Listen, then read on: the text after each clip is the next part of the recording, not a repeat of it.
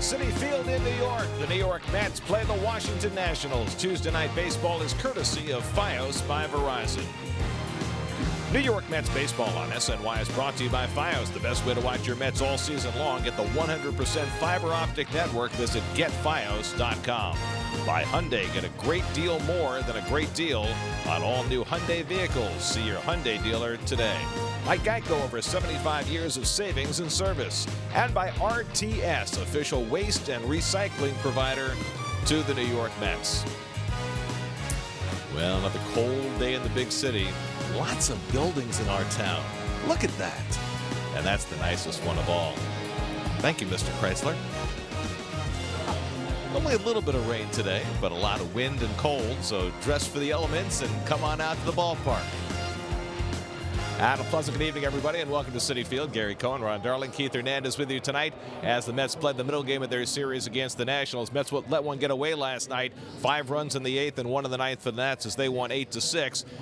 Also of concern to the Mets is the struggles of Yoenis Cespedes. He got the day off yesterday to try to clear his head, his first day off of the year, back in the lineup tonight. Well, I tell you, he's off to a very, very bad start, hitting 186 on the season thus far in the first 15 ball games. But he's driven in 12 runs, Gary. The alarming thing about his performance thus far in his 59 at-bats, he's struck out 26 times. But here's a guy starting his 7th year in the big leagues. He's got a body of work.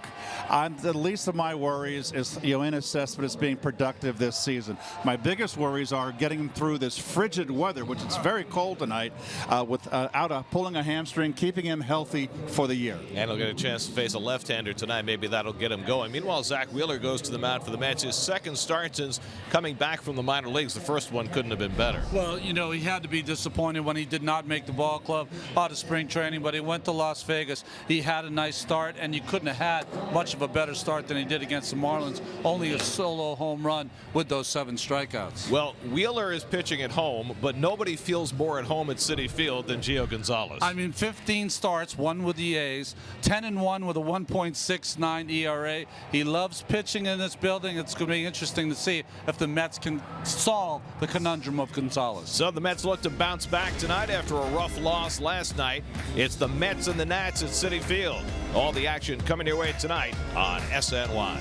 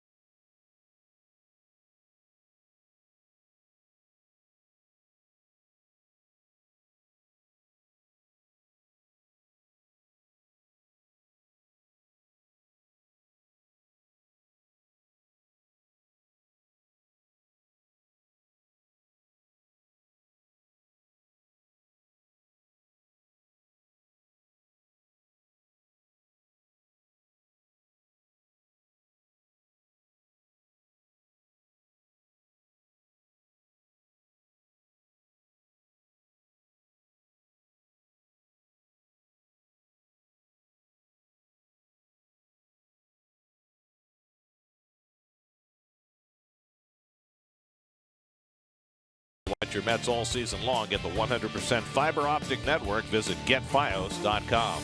Buy the Mets Bullpen Jackpot Sweepstakes from the New York Lottery. Go to sny.tv/New York Lottery to enter.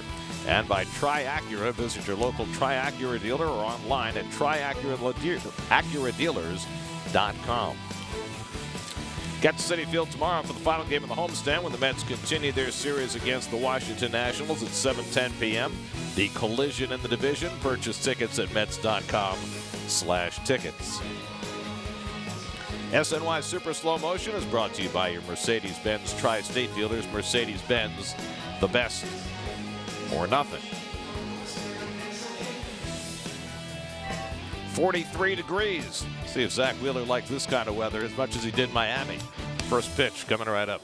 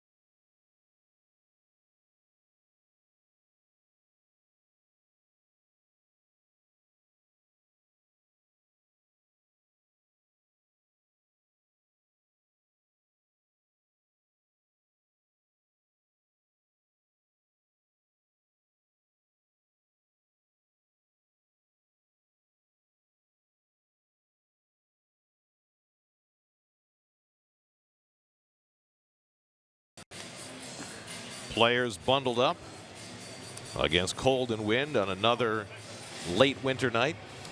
More like November than April. Here's your Hyundai starting lineup for the Nationals tonight. Moises Sierra gets a start in left field. They put Brian Goodwin on the disabled list today. He's got a wrist injury, so the injury's mounting for the Nats, but they got themselves a key victory last night, and now the Mets try to even the series tonight with Zack Wheeler on the mound.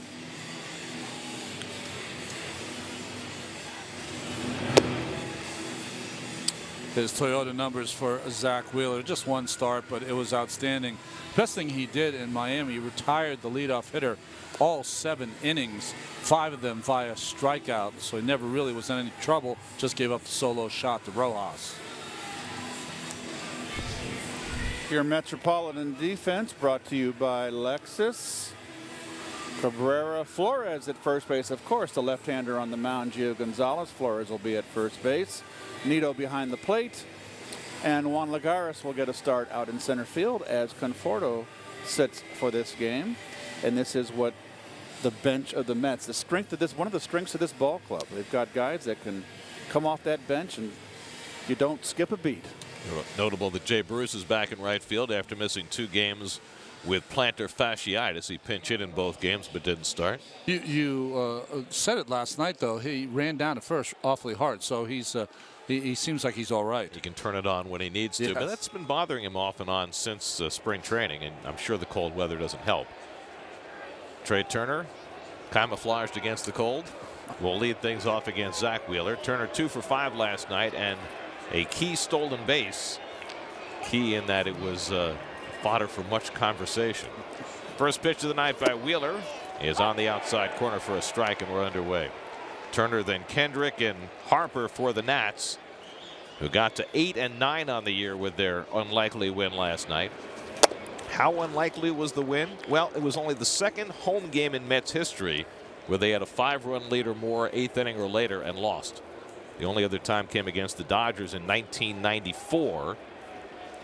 And it was long enough ago that Mike Piazza hit a 3-run homer for the Dodgers to lead their comeback against Josias Manzanillo. Mickey Callaway appeared to push all the right buttons in that 8th inning last night, but sometimes the buttons don't work. Turner hits one deep to center field. Lagares racing back to the warning track. It's over his head and off the wall. He plays the carom and holds Turner to a double. So Trey Turner bangs one off the fence to lead off the game for a long 2-base hit. Fastball entered half down. Saw a little late run inside, and not even Lagares can run this ball down at the deepest part of the ballpark. And the Nationals are off to a good start here. A really inspiring win for them last night. They were looking at going 7 games back. Now they find themselves 5 back in an inspirational win. Here's Howie Kendrick. 1 for 4 last night at a home run his last time up to give the Nats an insurance run against Hansel Robles, and those numbers are just startling going back to 2012. Nats won 8 of 10 here last year and won the first meeting at Citi Field this year. Cabrera diving to his left and throwing from his knees and gets the first down of the night, taking a base hit away from Kendrick as Turner goes to third. Just didn't quite hit it hard enough. Nice play by Cabrera going to his left. But situational hitting, getting the runner over early, advancing the leadoff double. Turner to third base. Wilmer, little pick. So now Bryce Harper gets an RBI chance in the first inning. And look at this. Mets are going to bring the infield in against Harper. That is a bit surprising. I don't think I would do this, right? I would concede the run. Yeah, I would too. Harper with 8 home runs at his 8th last night, famously breaking his bat in the process, and he takes the fastball inside from Wheeler. Stuff of legends, right? I mean, there have been broken bat home runs before, but to hit one 406 feet to right center with the bat snapping at half, that was stunning. And Wheeler low and inside with the slider, and it's 2-0. I just don't think that they're going. We talked about this in the beginning of the series with Ryan Zimmerman right there in the on-deck circle, struggling mightily. You know, you got an open base, you can set up a double play.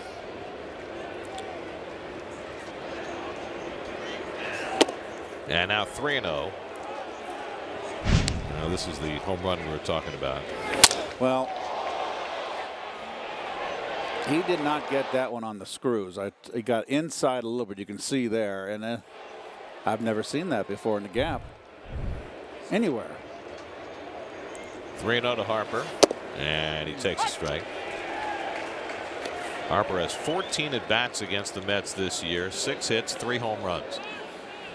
And for a Nationals team that has got injuries galore, Murphy and Eaton and Rendon all out, it is hard to justify throwing pitches in the strike zone to Harper, especially in RBI spots.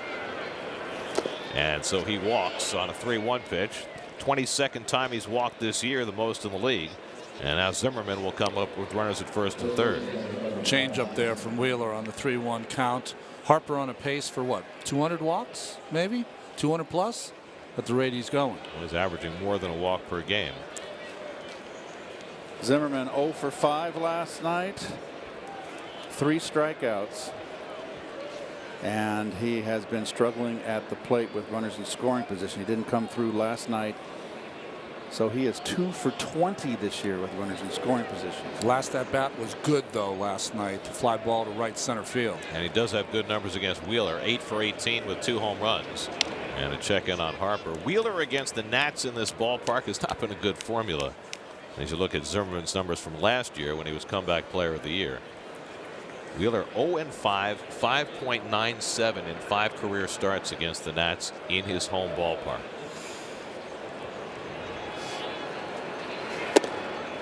And he beats Zimmerman with that up and away fastball, 0-1. Wheeler's one of the few pitchers. His ERA is approaching 5 at home and just a little over 3 on the road. He prefers to pitch on the road. Especially in Miami. 2 best games of his life have come in Miami, including that last one, which was so important for him, coming back to a rotation where there may not have been room for him. Retired the last 16 in a row. And he misses down, a ball and a strike. The guy whose spot he is holding for the moment in the rotation, Jason Vargas, threw another simulated game today, coming back from his broken right hand. 6 innings, no hits, 12 strikeouts.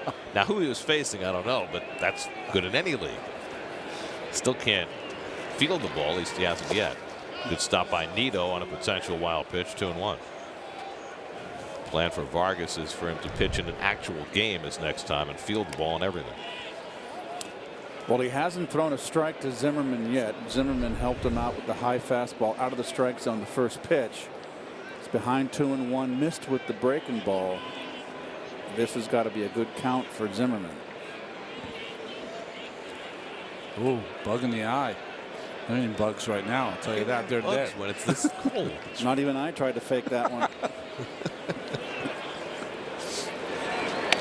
Folks, we should let you in. We used to always kid certain hitters that get like a bug in the eye. We always thought maybe they're trying to pick up location from the catcher. Or for me, it was basically breaking up the rhythm of the pitcher and getting an excuse to get out of the box, because some umpires wouldn't let you out. And Zimmerman takes a borderline strike. It's an important call for Wheeler to get it to 2-2. And this happened last night. Lance Barksdale had that same 2-3 inches off the outside corner of the right-handers called for a strike. Will Little so far the same kind of strike zone. Little, a younger umpire, youngest on this crew. 2-2 to Zimmerman. And he flies one foul. Moises Sierra is hitting the 5-hole for the Nats. Journeyman outfielder making his 3rd start.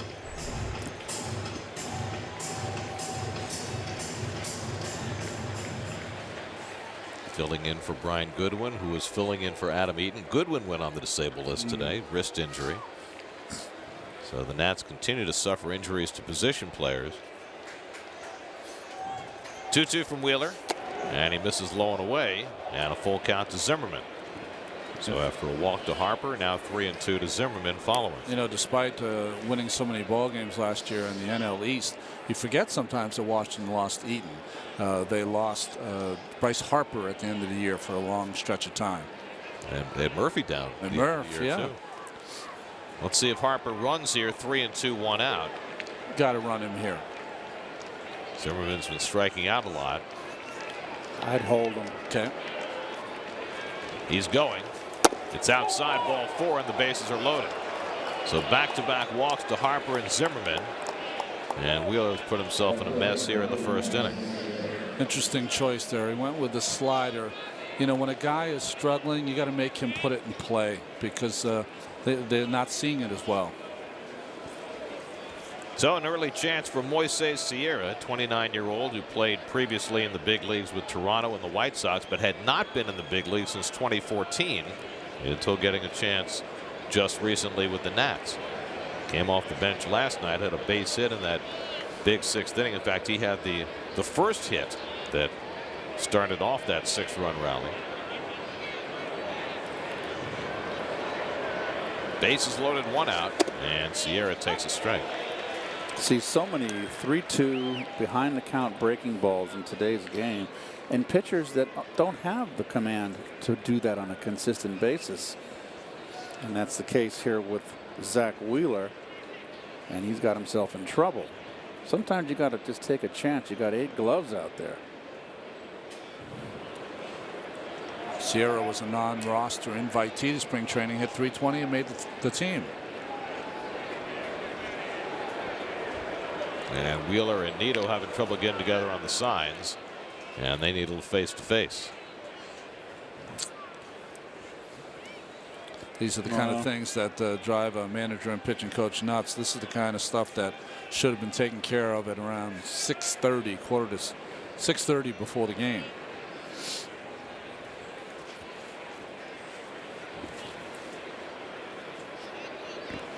Turner at third, Harper at second, Zimmerman at first. And Sierra breaks his bat, rolls one out to Rosario, out at second. The turn by Cabrera in time for the double play. On a slowly hit ball, the Mets turn 2 to get Wheeler out of the inning. Coming off the bat, you thought there was no chance. But the quick turn by Cabrera, 6-4-3 double play, and the Nats do not score.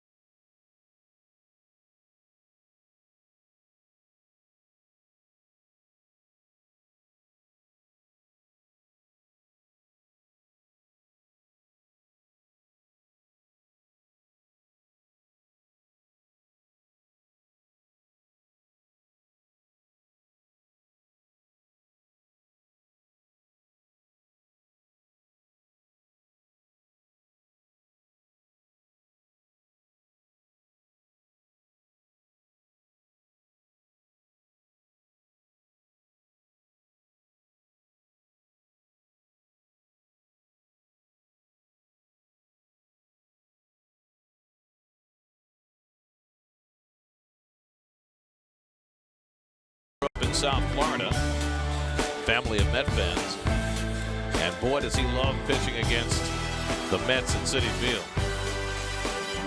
10-1 in this ballpark, and he goes to the mound on a chilly night tonight. 118 wins in his career, 80 with the Nats.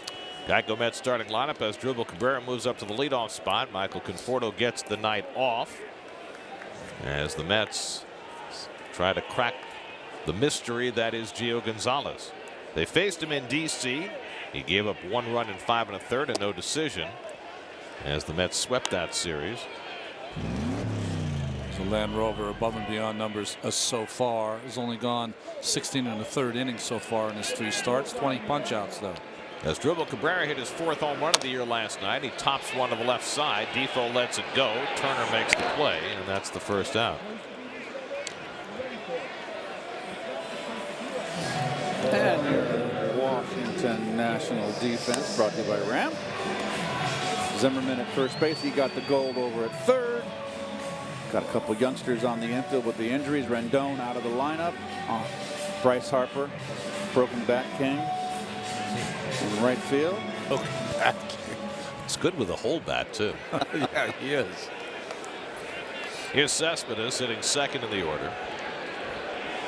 Didn't start last night for the first time this season. Came off the bench and flied out. One of the rare times you'll see Yoenis smile on a baseball field. I know he saluted the pitcher. That's a common thing today. When the hitter gets in the box, they salute the pitcher before they get in for the first pitch. I'm telling you, it happens all the time. Don't get angry. Is it only when they're hitting over 400 against that particular pitcher? Yeah, I wouldn't make eye contact. I'll tell you that. Cespedes 7 for 16 with 2 home runs against Gio Gonzalez. So he's had plenty of success against this lefty. However, this year against left-hand pitching, he is 0 for 13, which is stunning. But it's really a microcosm of his season as a whole. Late on that fastball, and it's 2-1. Just seems to me he's flying that shoulder out, and then the bag will lag behind, and that's just a timing issue. It's called a slump with a capital S. Usually when he gets in those slumps, he'll pepper the right fielder up the middle for a while until he gets locked in. Takes that fastball off the plate, and he gets ahead in the count 3-1. Well, 59 at bats, 26 strikeouts. That's certainly the alarming part of Cespedes' year so far. Tied for the most strikeouts in the National League. I mean, he's a guy who's always going to strike out a lot, but not nearly that much. And he cracks one toward the middle. Turner can't get it, and Cespedes has a base hit. So his first hit against a lefty this year, and the Mets have a 1-out base runner. Be interesting to watch. This pitch here hit for the single off the end of the bat, really. But Gio already not liking the strike zone of the home plate umpire, and he can get to Gio sometimes. Maybe not here. Off the end of the bat, definitely, Ron. That means he's out in front, and it's always a timing issue when you slump. And Mo, I think you talk to most, if not all, the hitters. When they go bad, they get out too quick, and you try to bring it back. There's Wilmer Flores. Came off the bench last night, 0 for 1, coming off his walk-off home run on Sunday.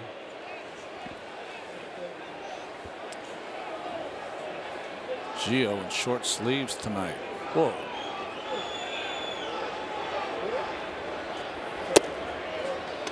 Changeup misses, 2-0.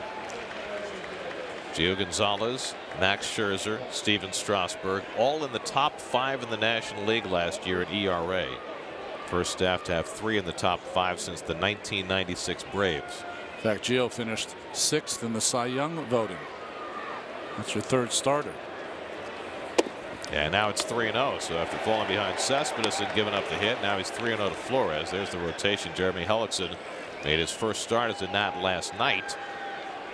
And the other 4 well established. Scherzer's won back-to-back Cy Youngs. And catches the corner, 3-1 to Flores. Todd Frazier's hitting cleanup. He's waiting on deck. Nats bypassed an opportunity in the top of the inning, loaded the bases with 1 out, but Wheeler got out of it. Cespedes at first and 1 out. And Wilmer swings and misses at the changeup, 3-2.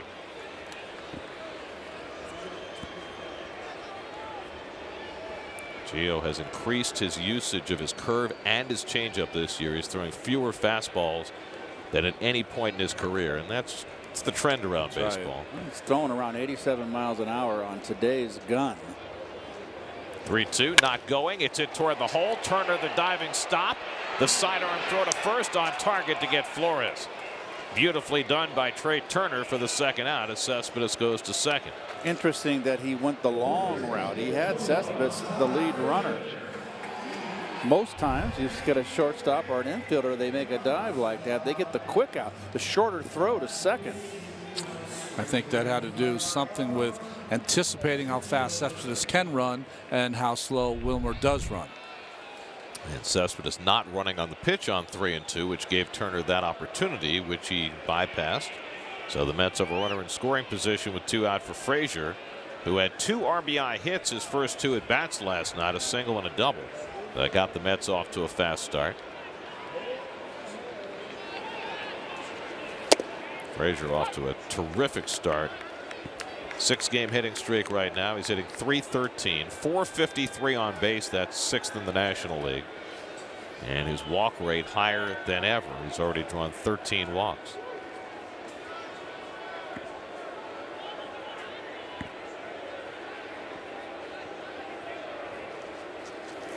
And the curveball backdoors for a strike, and it's 0-2.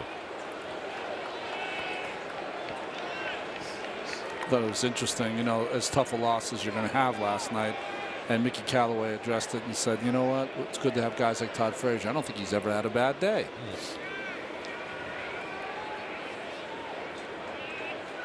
Well, it's a veteran team, and you would think better able to shake off a loss than a younger team. But Mickey said something after the game that I thought was really curious. He said, we can't let one inning put us in a tailspin. I thought that was an odd concept to introduce into the conversation. Never want to use that word. I found his comments about directed at the bullpen. That, you know, DeGrom cruising along 8 innings and everybody lost their focus, figured he was going to go, and all of a sudden, boom, you're down. Frazier strikes out on the curveball, and Gonzalez works around the Cespedes hit to throw up a scoreless first. No score after 1.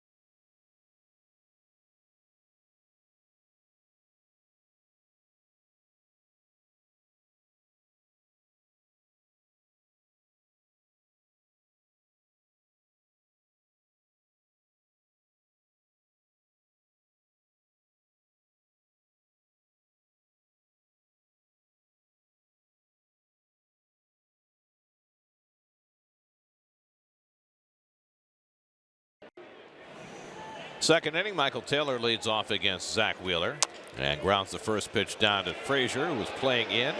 Low throw handled by Flores. 1 pitch and 1 out for Wheeler in the second. Well, we talked about the Mets having a veteran team and being able to absorb a loss like last night, but it doesn't go unnoticed that, you know, in this market, games like last night tend to be treated like Armageddon. That you go from flying high one day and being a potential World Series team to all of a sudden being a team that can't get out of its own way. And you know, that's the nature of playing in a market like this.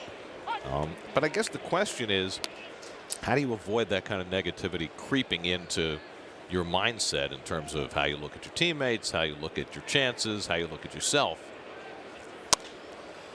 Steve Gelb's talked to some of the players about that. Steve's report tonight, courtesy of Fios by Verizon. Steve? Yeah, Gary, it was fascinating really speaking with A.J. Ramos about this specifically, and you used the right word, negativity. How do you prevent the negativity from creeping in? And he said for him, that's what he tries to do best. Accentuate the positives and get rid of the negatives. And so for him specifically last night, yeah, it was a bad ending. But the first at bat against Zimmerman, the strikeout, was the best that Ramos said he's felt all season. So while he doesn't just completely wipe away the outing, he's chosen to focus on that specific at bat, recognize that he took 2 steps back after that step forward, but figure out what he did right there and how that can benefit him moving forward in the season. That's an interesting comment. I find it very interesting. I mean, as far as we're in April and you're a veteran club, Ronnie and I have been through this before with the 80s team. And the one year that comes to mind for me was the year that we really fell apart in the stretch run, which was '89.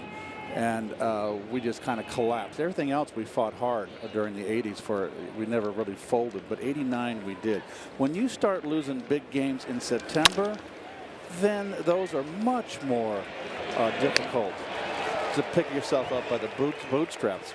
But in April, it's, you're in New York. It's much ado about nothing. And it's just like there's an old term that I learned from Jim Cott back in my Cardinal days. I'm going to use it, and it's called turn the page. They got how many more games left? This team's been playing great. This one game that everything blew up, a bullpen that's been great. They didn't get the job done last night. Let's just wash it away and go get them today. It's just that simple. I will say this, though, Keith. When you played, there was no sports talk radio. There was no Twitter. The reaction of the fans directed toward the players was not as personal and absorbable as it is now. And I'm wondering how players today would cope with that negativity and keep that away. Yeah, I think it would be very challenging because, almost all of the players are on social media and they're paying attention to it. And, wasn't it Josh Tolley when he was with the Mets? He had a Twitter account and he had to end it because the vitriol that was coming his way. I don't know. When I played, and I don't know if I would have done it now, I can't say that. But I certainly tried to not concentrate on when I had a great game, and you want to read all the papers about how great you are. Just like when you have a tough game, you just try to turn the page, like Keith said. It's the only way to survive in this town, or it'll eat you up.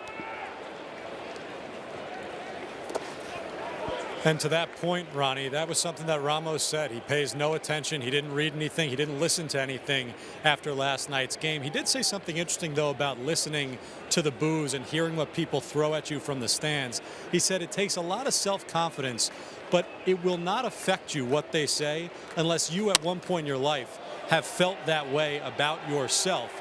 So if you have the self-confidence, then it just bounces off, and that's the mentality he tries to take into every game. Wheeler bounces back with a 1-2-3 inning in the second. No score at Citi Field.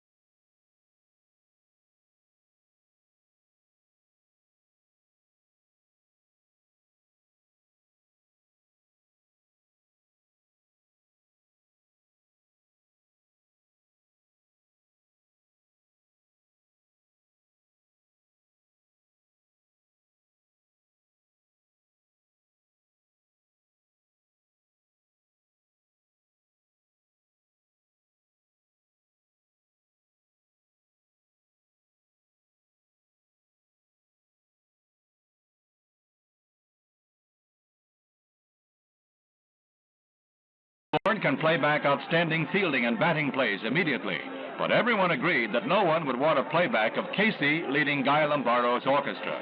This was one of the few sour notes heard all day.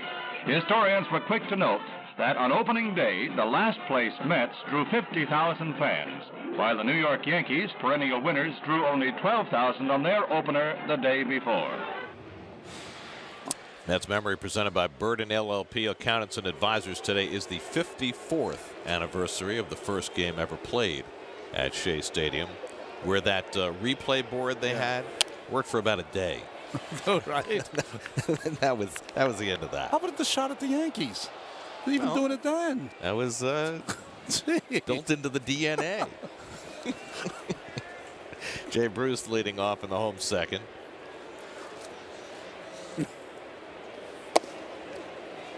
And Severino had trouble catching that pitch and comes up shaking his mitt afterwards. It's one of those where you don't catch it in the pocket, you catch it in the palm, and it hurts. And, yep, cold too. It's a dull pain. Any ice cream? I had mine. Hot chocolate, better idea. No, great idea. Jump inside, 2-1. Yeah, I think the hot chocolate's going to sell well. The problem is keeping it hot from the concession stand out to the stand. Oh, it can be done.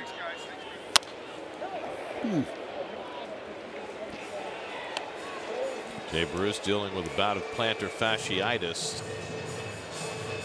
Said he's got orthotics, but he doesn't want to wear them because he feels like they're a band-aid. He wants to find something that can provide him more substantive relief. He goes down on strikes, and Gonzalez has his second strikeout.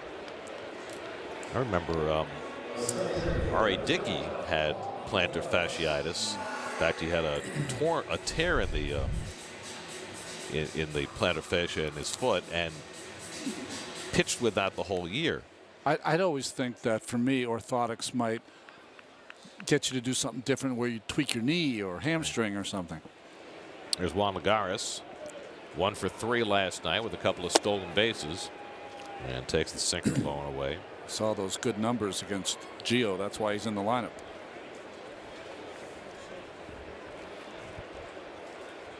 Corners in against Juan, who had a bunt hit last night, and he takes the curveball in the dirt, 2-0. It's amazing what one bunt hit can do. I mean, he hasn't had a lot of them. He's tried a lot of them. But he certainly got the attention of the Nationals, and Defoe and Zimmerman both in tight. With the left-handed pitcher, if I were bunting here, if I were Lagares, I'd push it to the right side, make Zimmerman field it, and have to make a throw to the left-handed pitcher trying to get over there. That would be the way to go. Third 3-ball count already for Gio. And he gets the corner on that one. Generous call from Will Little, 3-1. Similar to the 2-1 pitch that Wheeler got against Zimmerman for a strike. The flag in tatters with the wind, all the wind we've had. 3-1 changeup, and Lagares fouls it back.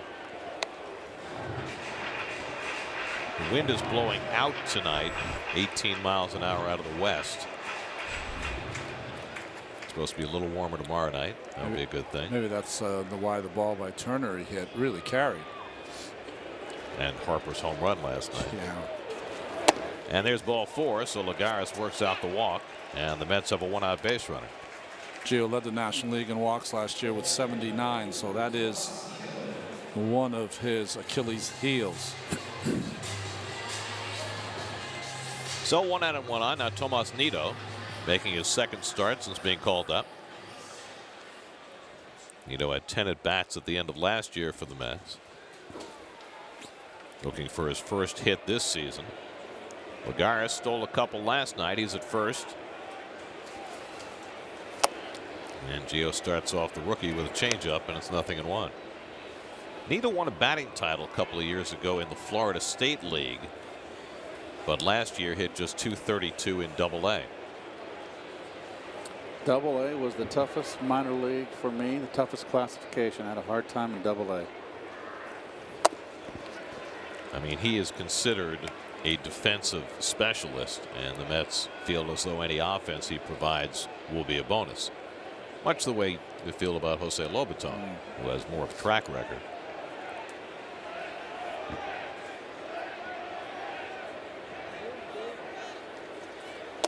And that curveball bends around the plate, and it's 2-1. You know what I found interesting about Double-A, Keith? That's where I went first out of college. I know it's 20 years old. There were guys 26 and 27 years old with 2 and 3 kids on the team. And so I first started facing the slider, and guys that can throw breaking stuff behind the count a little bit. Not great, but for a first time being a 19-year-old kid, it was an eye-opener. Another generous call for Gonzalez to get him to 2-2.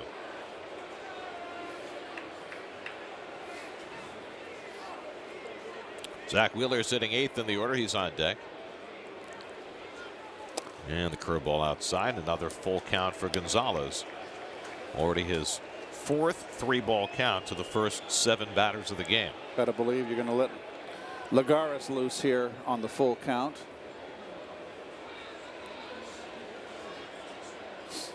He's running. Nito strikes out. Severino's throw is a good one, and Lagares is thrown out. It's a strike him out, throw him out double play to end the inning. Severino with a terrific arm, and he made a perfect throw. Kendrick gets the tag down on Lagares. 2-4 on the caught stealing, and the Mets are done in the second.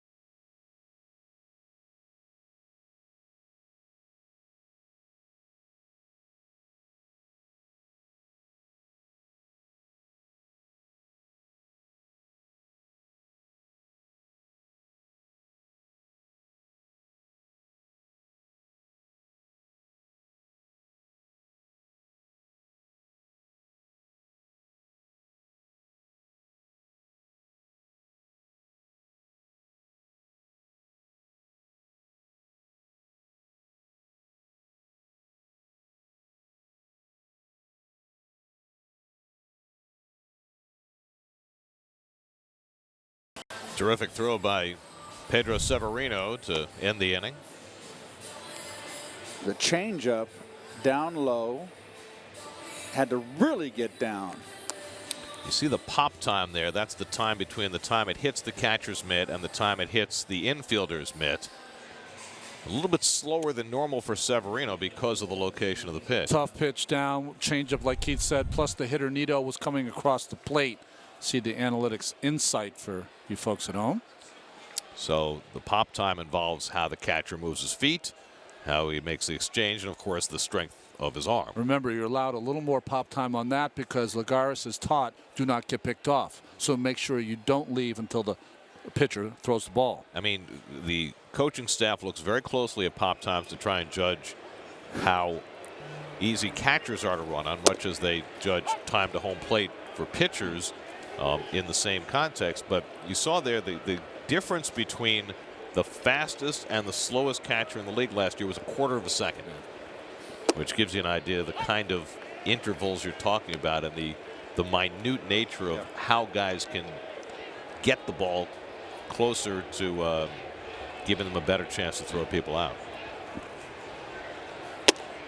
Gonzalez strikes out on 3 pitches, and Wheeler has his first strikeout of the night. Perfect throw right there.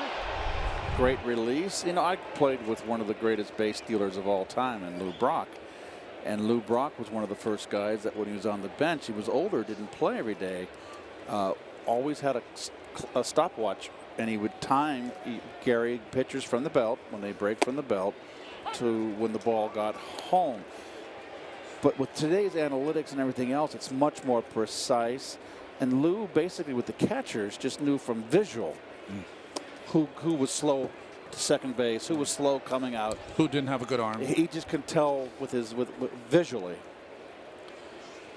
And the last component to that is the real good catchers. They're throwing a strike down the second base. Well, that's the other thing that doesn't get factored into that, how accurate they are. Turner floats one into center field, and he's got his second hit of the night. So after banging one off the center field fence for a double his first time up, he drops one into center field in front of Lagares for a one-out single. A little inside out. So, Keith, that's really two pitches. That he inside out, down over the center fielder's head, and that one was up at the hands and dumps it for a single. Stayed level on the ball, able to muscle it out. That's what was the term that I used. Here's Howie Kendrick, who was robbed of a hit on a fine play by Cabrera his first time up. And Turner, of course, also always a threat to run. 7 steals in 7 tries, leading the National League.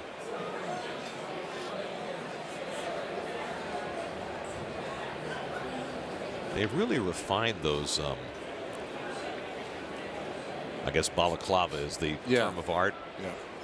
To allow players to breathe better by creating that little pocket in front of their mouth. That's a relatively new thing. Yeah, it's mesh behind that kind of flap, because if you don't have that, you just end up with a wet turtleneck. That's what you end up having, you know.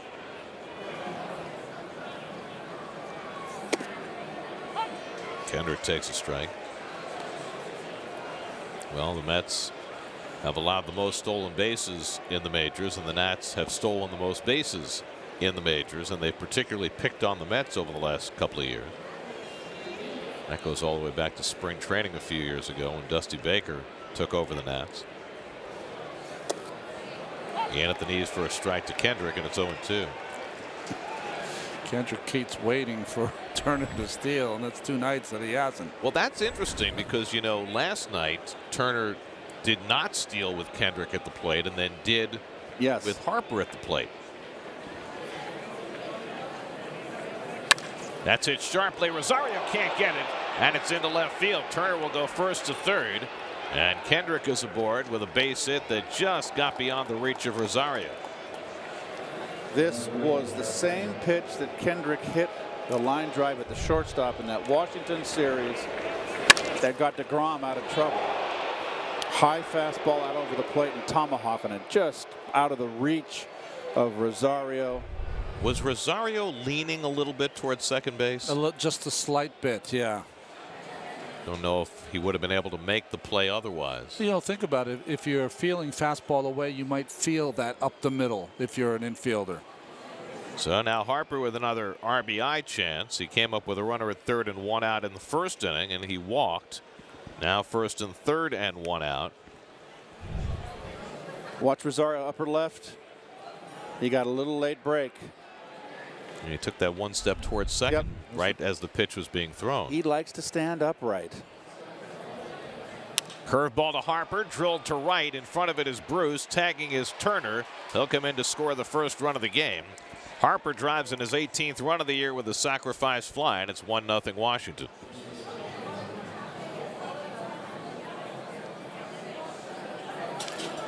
Well, Harper just continues to be productive.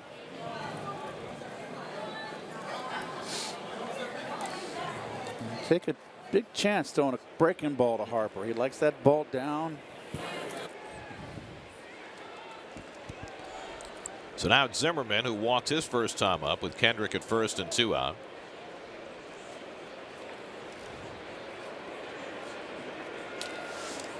And Wheeler busts him inside, ball 1. We haven't seen that swing and miss slider from Wheeler the way we did in Miami. He got 8 swings and misses against that slider in his first start this year, the most he's had in any game in his career. Zimmerman gets one out to left field, and Cespedes right there. That retires the side. And Cespedes didn't know it was the third out. Neither did Howard And I don't think Kendrick did either. Nice job, guys.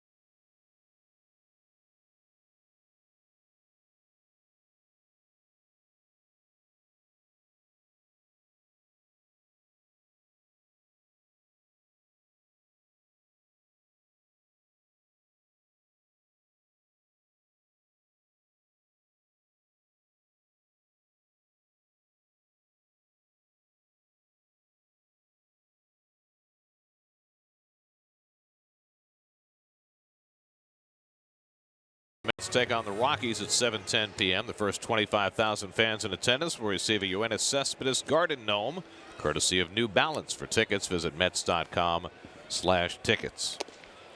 Zack Wheeler takes a strike from Gio Gonzalez, who has been staked to a 1-0 lead. Wheeler 0 for 2 to start the season. Curveball inside, 1-1. Ahmed Rosario on deck, and then has Drupal Cabrera. Gonzalez has struggled with his control a little bit the first 2 innings. Wheeler, shallow right field. In comes Harper. He'll have to play it on the hop, and Wheeler has his first hit of the season. And the Mets have their second hit of the night.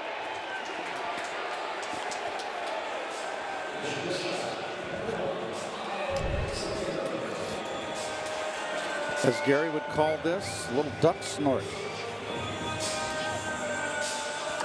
He wants a little salt and pepper action from Zack. Zack says, I'm a pitcher. I don't do that.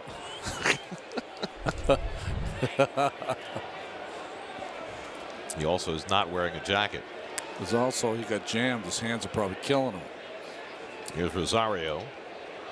0 for 3 last night. Drove in a run when he was robbed of a hit on a great play by Turner, diving up the middle to take away a hit.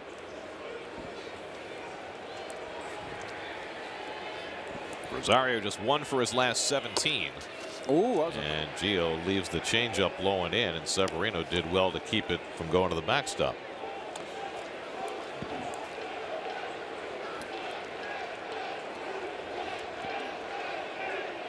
Well, the all-important pitchers hitting competition, Steven Matz is now the only starter without a hit. And I'm sure he knows it. He'll pitch tomorrow night. They got face 10 and roll up. They have it logged somewhere in their iPads. We used to have a little friendly wager over the course of the season, get different points for different things. 2-1 to Rosario with Cabrera on deck, and Ahmed takes a fastball for a strike, and it's 2-2. It's funny, you watch Rosario in this cold weather and he continually wipes at his eyes. It's almost like his eyes are overwatering compared to the other players, tearing. That's not good. Grounds one, just foul. Time for tonight's Verizon trivia question. Ryan Zimmerman, second on the franchise list of games played, who's the only Expo/Nat to play more games than Zimmerman. Huh. It's not John Boccabella. It's not Coco LaBoy. Boots Day. Boots Day, there's a good one. Swing and a miss, strike 3. Severino throwing behind the runner, and Wheeler gets back. 4th strikeout for Gonzalez as he gets Rosario for the first out. Fastball away, a little sinker, chased it. And we got to stay awake with this young catcher. He's got a rifle. He is very impressive. Yep.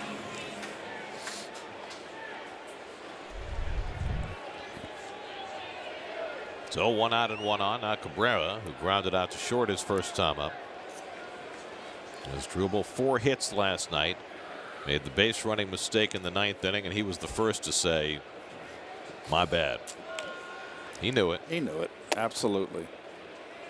Tried to go from 2nd to 3rd on a ball in the dirt with his team down by 2 runs in the 9th. And as Mickey Callaway said, if you can do it, you have to make it. And he didn't.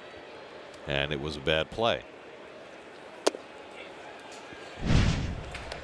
Well, he's very good at taking that extra base on the ball in the dirt, but when you're down a couple runs, this can't happen, and he knows it.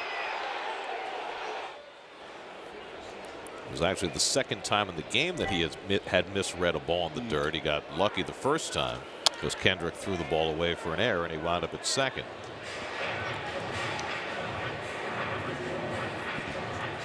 But his hitting has been impeccable early in the season.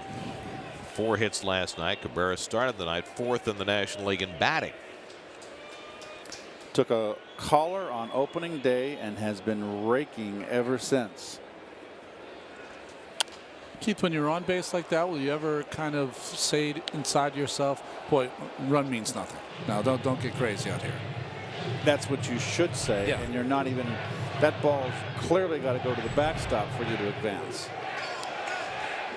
Because you're already in scoring position too. In these small ballparks, even that doesn't give you a free. You're on first base. That's a different story. It's a longer throw for the catcher, and you're advancing into scoring position.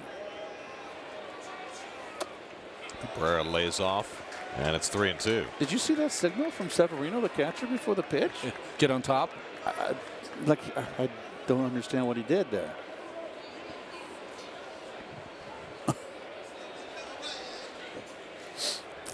Already the 4th full count for Gonzalez. Wheeler at first with 1 out, not likely to be running. And Cabrera takes just outside, ball 4. 3-2 changeup from Gio, and he didn't get the call, and he snatches at the return throw, not happening. His second walk. It was a pretty good pitch. I think it was down 2, but boy, tough one to take for Cabrera. But when you're seeing the ball like he's seeing it right now, you take that for ball 4. It's low. Well, we got to go to the Jeep pitch cast to let us know, Keith. There you go. Said it's low. Confirmation. You don't need that. I just visual. I don't need all this stuff. Well, we gave you double visual. That's true. So a chance for Cespedes with 2 men on. Yoenis hit a base hit past Turner's reach into center field his first time up. Wheeler at second, Cabrera at first, and Cespedes fouls off the fastball. He's just flying that shoulder out. He's having a tough time reaching that outside corner, and that's a strength for Yoenis. Is that he's a great breaking ball hitter, which means from a right-hander, he's hitting that breaking ball in the outside corner. So he's just watch his front shoulder, a little quick, and that's all it takes to throw you off.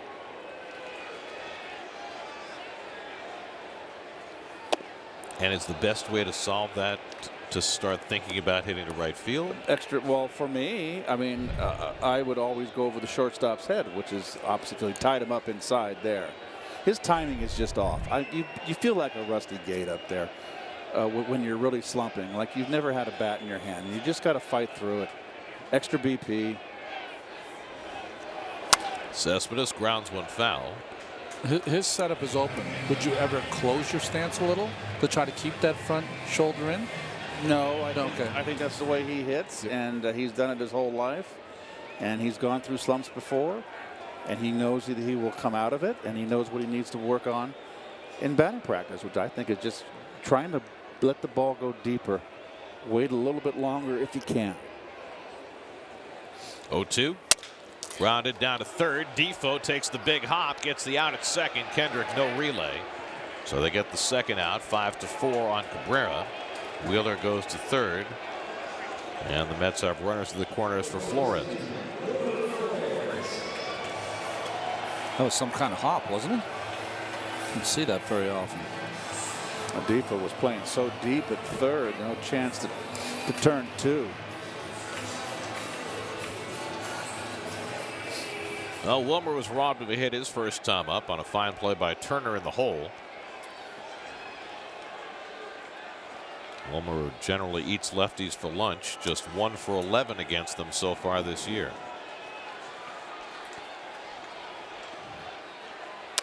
And he grounds one to the left side. Nice easy hop for Turner. He gets the force, and that ends the inning. And so the Mets are turned aside in the bottom of the third. 1-0 Nats.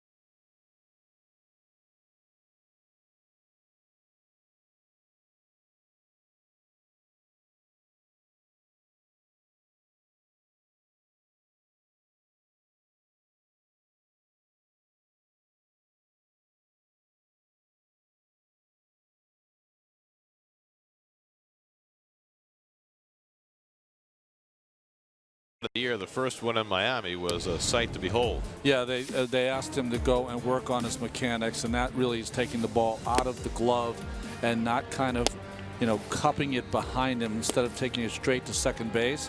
And boy, his mechanics were as sound as I've ever seen him in a Met uniform, and he's continued that here this evening. He's given up 1 run over the first 3 innings. Got out of a big jam in the first inning thanks to a double play with the bases loaded. Gave up a run on a sac fly to Bryce Harper in the 3rd. And now he faces Moises Sierra leading off in the 4th. Sierra grounded into that inning-ending double play. And a curveball for a strike from Wheeler, 0-1.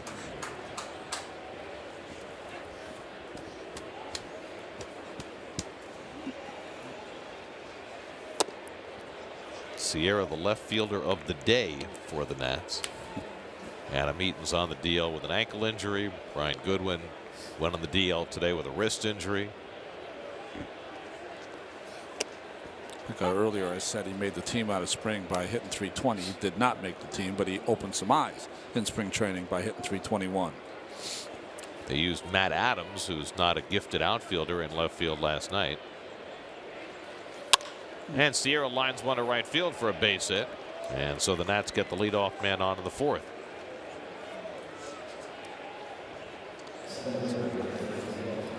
Fourth hit against Wheeler. Here's the take back I was talking about. He used to really kind of wrap it behind him, cup it behind him, but now he's just trying to go straight back.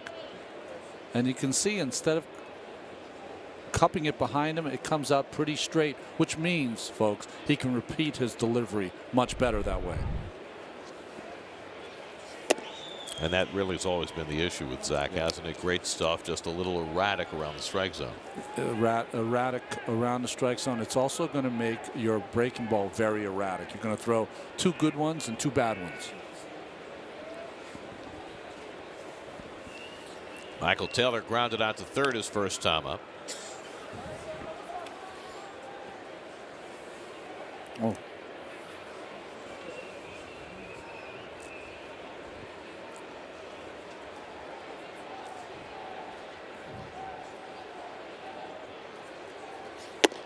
And he misses high to Taylor, 2-0. Wheeler, in his start in Miami, retired the leadoff hitter in all 7 innings.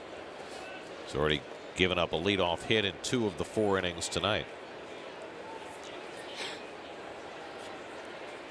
The Nats have kind of been his kryptonite. 10 career starts against Washington, 2-7, an ERA of almost 5. And again, during the tenure that Wheeler's had in the big leagues, that's really been true of most of the Mets. Yeah. Been noticing that Zack is mixed in a slow hook, Ronnie. I think it's a good pitch. Yeah, it's a good pitch, but he's got to be careful with it. Use it to get into the count, to maybe get back in if it's a 2-1 kind of count, but I wouldn't use it as a put away pitch. There goes the runner. The throw by Nito on the wrong side of the bag, and Sierra steals the base. First stolen base for Moises Sierra. And the Nats run their league leading total to 21. I would think, even though it's a very cold night and you don't want to pull a muscle, it is a pitcher's night when it's cold. Advantage to the pitcher. Good jump right there looking back. So I would be more inclined to push the envelope and try to manufacture runs, because this could be one of those low scoring games decided by. Does that look back mean that there was supposed to be a hit and run? I'm not sure about that.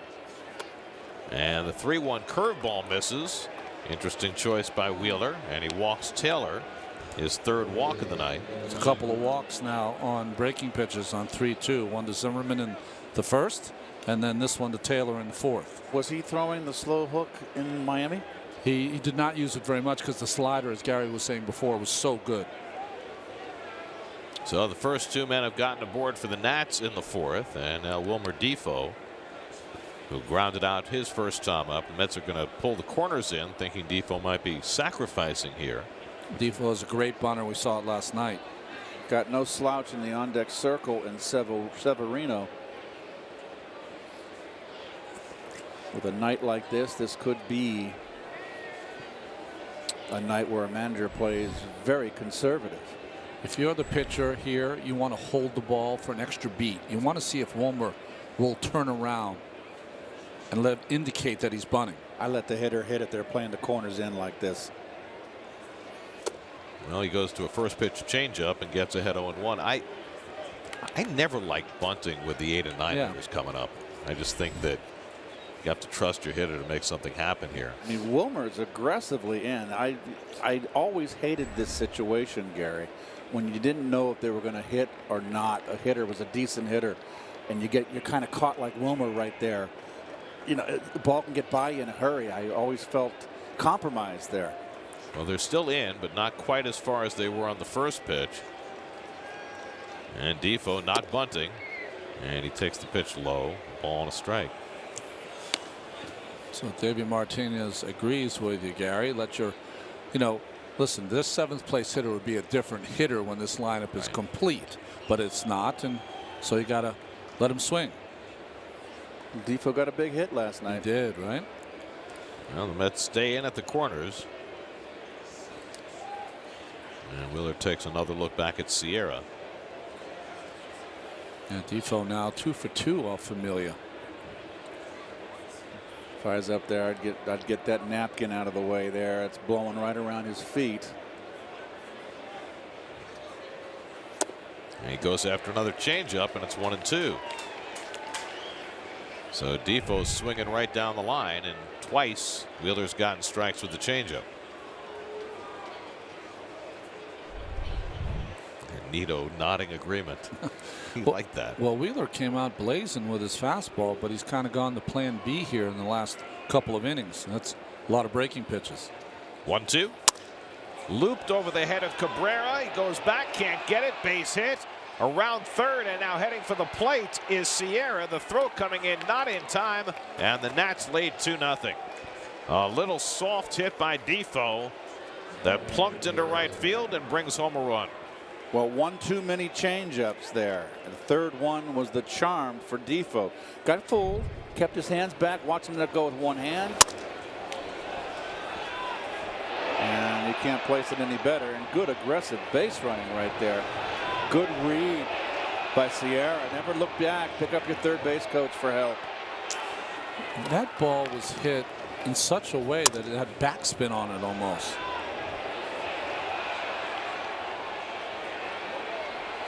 Taylor ends up at third on the RBI hit for Defoe.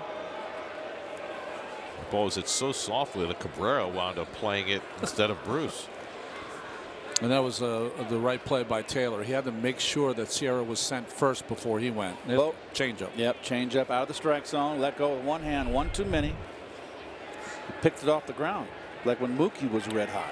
So Defoe tied the game in the 8th inning with a 2-run hit last night. Has himself a base hit to drive in a run tonight. First and third, still nobody out. And here's Severino. Balls out of the strike zone, low and outside, and just reached with one hand. Good base running by the two runners on base. A good read on that soft bloop. And now the safety squeeze had to be on there. Yep. As the speed of Taylor at third, Severino laid off, and Taylor stayed put. I don't understand that one. Especially with the pitcher up front next. of the pitcher. He's had to have done that on his own. Mets got a run on a safety squeeze last night with DeGrom. And now Wheeler gets ahead on Severino, 0-2. Gio Gonzalez on deck. Mets have their middle infielders at double play depth. They'll trade a run for 2 outs despite already being down 2-0.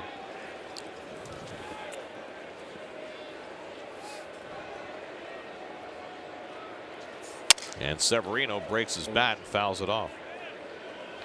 That can't feel good in your hands on a 43-degree night. Try it without gloves. Well, why would you ever go up there without gloves?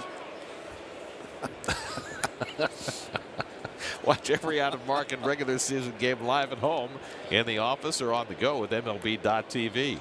Your subscription allows you to watch live baseball on your favorite supported devices. Blackened and other restrictions apply. Visit MLB.tv for details. I mean, in a cold night, weren't you ever tempted to wear batting gloves? When I found Gary, and I was not because I always felt no matter how tight the glove was on your fingers, it was always movement, and I didn't like that on your swing. It made me focus more on making good contact and looking for getting a pitch that I can get the fat of the bat on. Another soft hit dumped into left field, and that'll bring in another run. Taylor comes in to score, and the Nats now have a 3-0 lead. Still nobody out here in the fourth. There's that slow curveball. And it's a good pitch if you get it down and away. And this is a hanger right here. Another little slap out there. Well, 3 hits and a walk have combined to score 2 runs from the lower part of the order. And now the Mets will look for the bunt from Gio Gonzalez as the Nats look to build for more here in the fourth. This is a huge at bat here for Gio to help himself.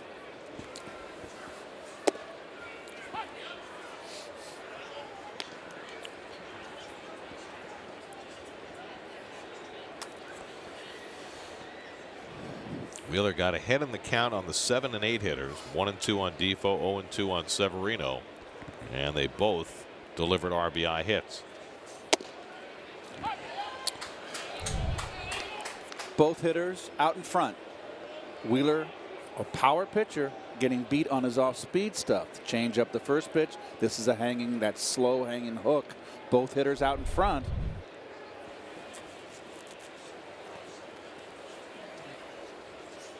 And Gio bunts it in the air, grabbed by Flores, and the runners get back.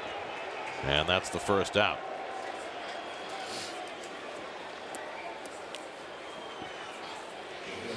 Always want to bunt it down the third base line anyway, first and second, Ronnie. Always.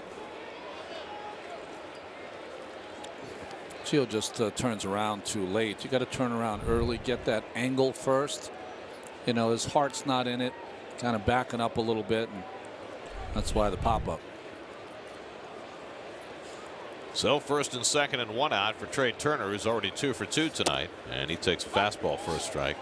Well, we saw it in that 8th inning rally by the Nats last night. A lot of contact, a lot of soft hits, and we're seeing it again against Wheeler today.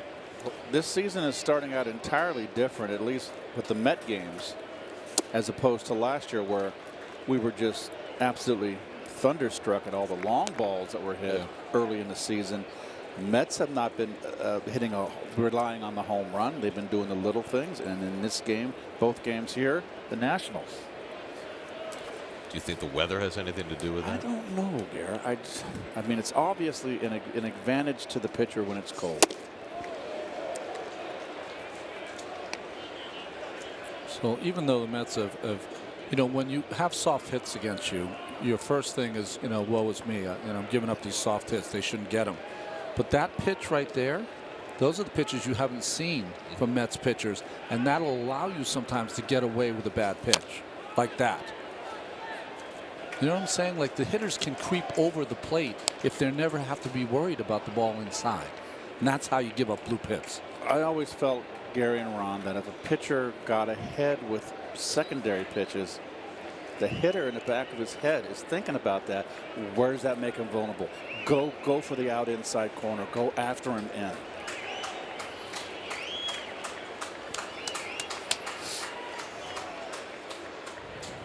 Two to Turner, and he goes to the slider and misses. 3-2. So there's no feel for the slider tonight like he did in Miami.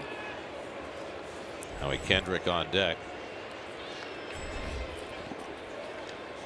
Well, you got Defoe at second, a fast runner. Severino at first, not as fast. Turner at the plate. 3-2, 1 out.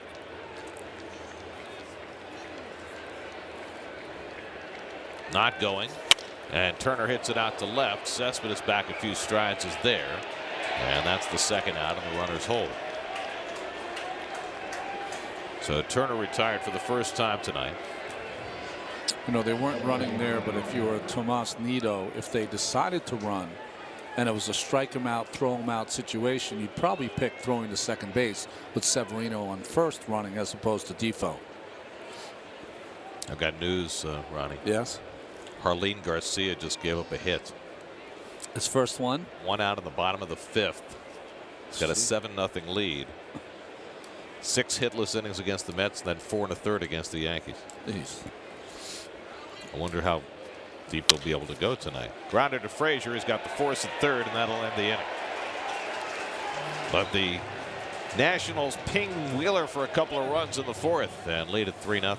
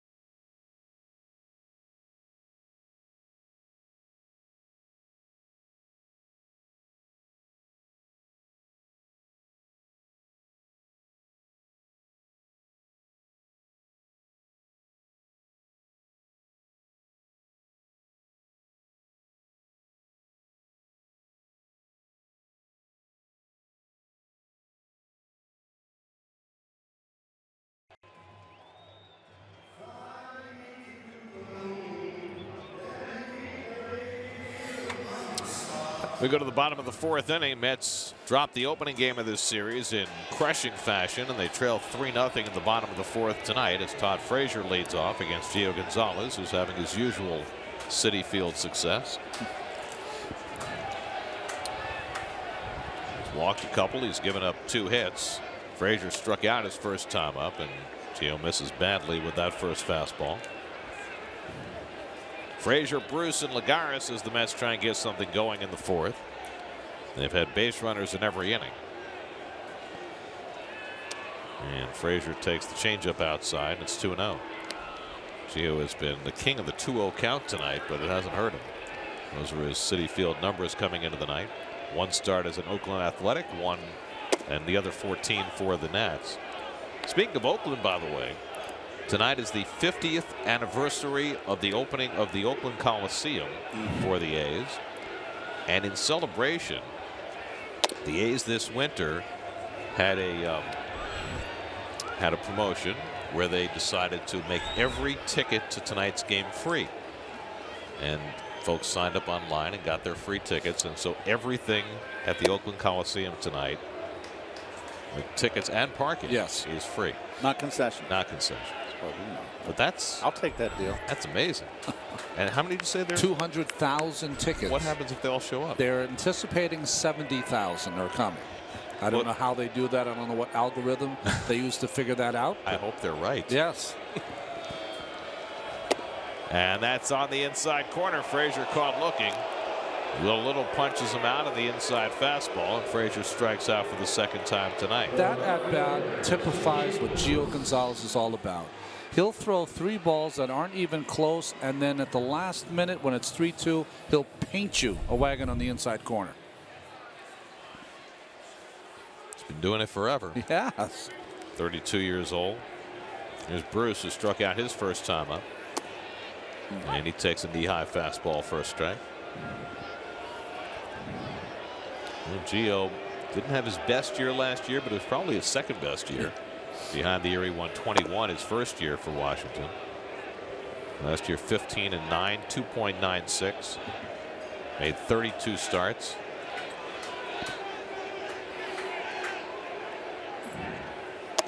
I was saying before, 80 and 55 in the Nationals uniform. That is getting it done. 118 wins overall in his career. Started out as a White Sox first-round draft pick. Blows one by Bruce. 91 as hard as he's thrown tonight. 2-2. We've seen a lot of guys on this homestand have success throwing 90, 91 miles an hour.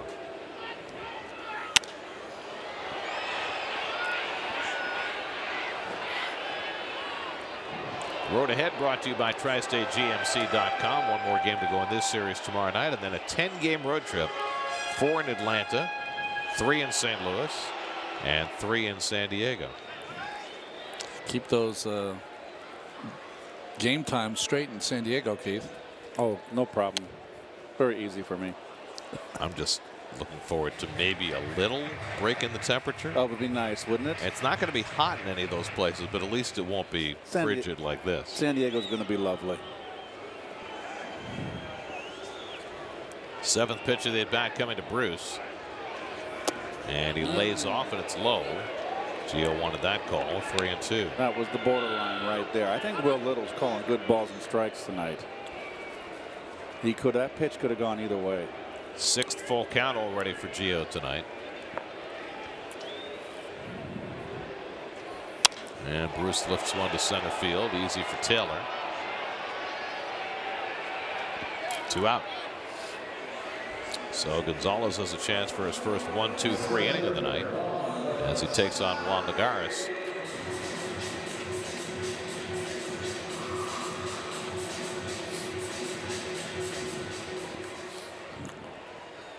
Juan drew a walk his first time up, then was thrown out as part of a strike him out, throw him out double play. Bruce's fly ball, the first outfield put out behind Gonzalez tonight.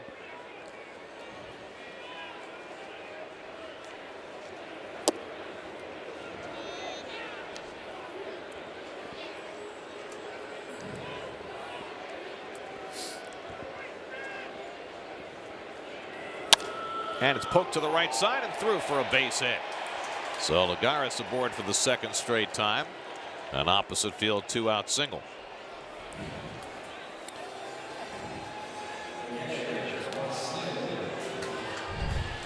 A little late on this fastball, but stays level and kind of it muscles it to that right side of the infield.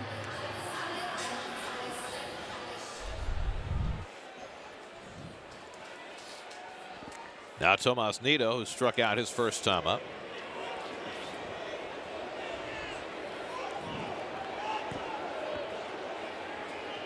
Nido making his 2nd start as he shares time with Jose Lobaton.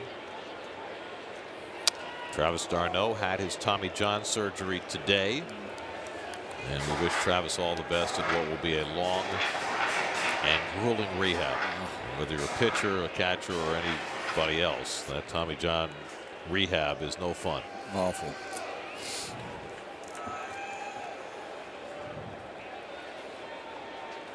You know who we have to ask about is T.J. Rivera. He had Tommy John surgery last year. He was with the Mets during spring training, but still on his road back to being able to play. He had a nice impact for this team last year. He did.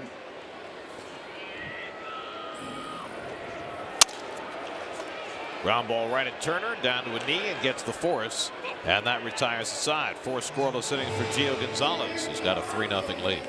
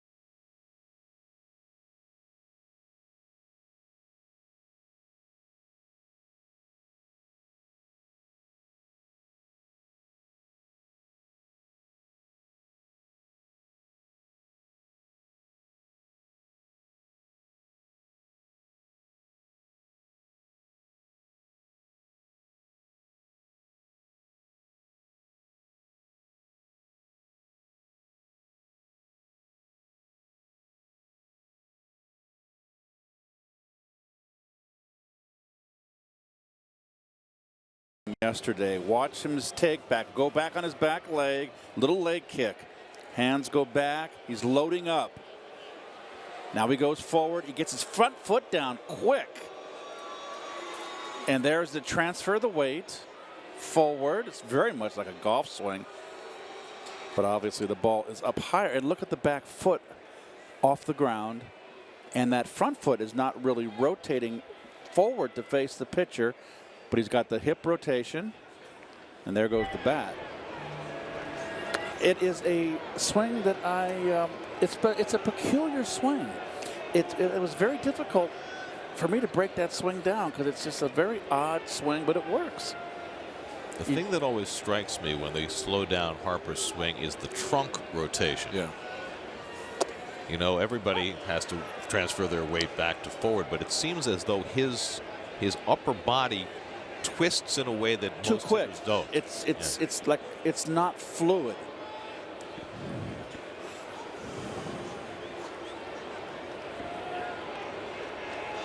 Harper pushing the bunt against the shift. I don't think we've seen that from Bryce before. Now he's 1-2. He's walked and had a sacrifice fly tonight. First time he's batted with the bases empty. And trying to beat the shift.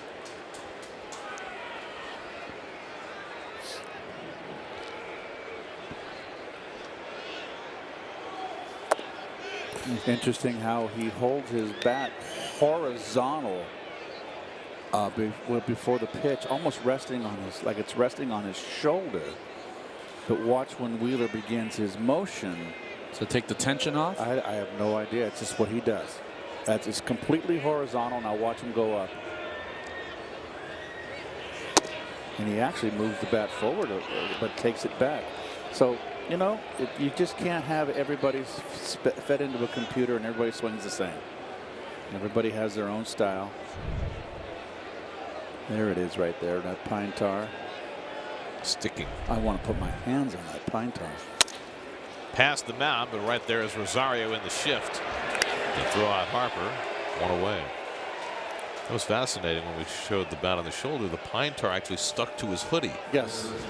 It would do that. It'd stick him. Yeah. Oh. Still using Matt Reynolds' bat. Was it Matt Reynolds number 15 when he was with the Mets? Probably has some old bats. Whatever he's using, it's working. Here's Zimmerman with one out. He's walked and flied out. Ryan can't touch that high fastball up. DeGrom ate him up yesterday, the 0 for 5 with 3 strikeouts. He stays level, but he's under. I've always felt he should get closer to the plate. Yet we've seen him dive across the plate and drive the ball to right field. When he's right, he's a right center field hitter. Right now, just 6 for 55 to start the season. Gets this one in the air to left center field. Hit pretty well. Back goes Lagares, though. He's got room on the warning track. 2 out. And the thing about Zimmerman is because of his decision to basically sit out spring training, his slow start's getting a little extra scrutiny. Yes, absolutely. In Washington, they are. We talked about it in the open, right? The talk radio and people talking about a certain game. They've been talking about the season so far for Zimmerman. He had what, 2 at bats in the Grapefruit League play, and otherwise just played on the backfields, played in minor league games, basically declined to participate in Major League spring training, at least in terms of the games. He could have ruined spring training as we know it for baseball if it had worked. If he came out hitting 400. Then everybody would want right? It ruined the entire Florida economy. Could be doing number 99s from the first inning. It's got to get into that already. That's Mike Rizzo. Rizzo got a new contract extension right before the Nats home opener. Good guy. The Nationals GM. I can just imagine me going to Davey Johnson in spring training. You know, Davey, I'm getting a little older. I think I'll just play in the minor league games back fields. You don't think that would have gone over well?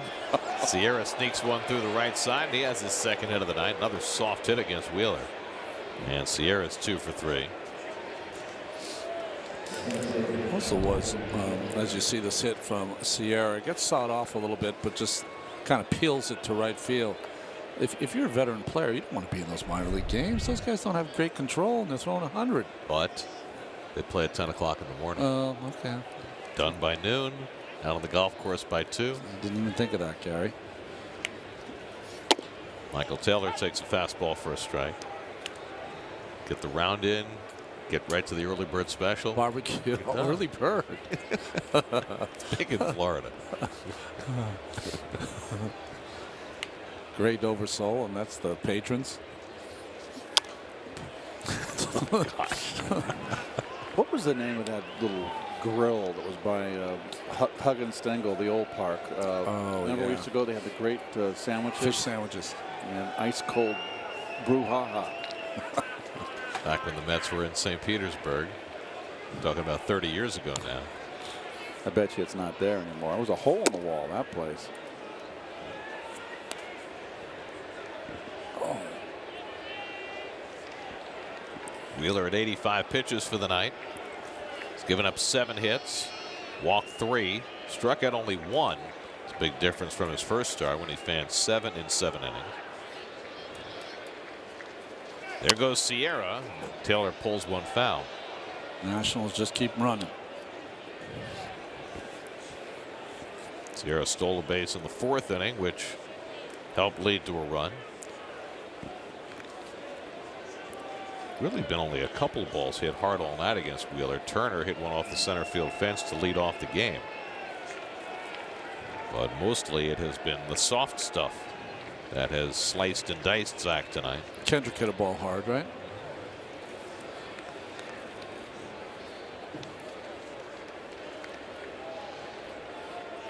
That was some bad hot chocolate, Keith.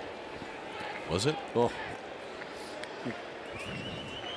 Oh, man, it's not milk. That's why. Oh.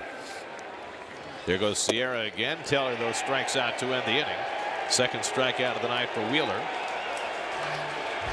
And we are halfway through at Citi Field. Mets trying to get their offense rolling, trailing 3-0.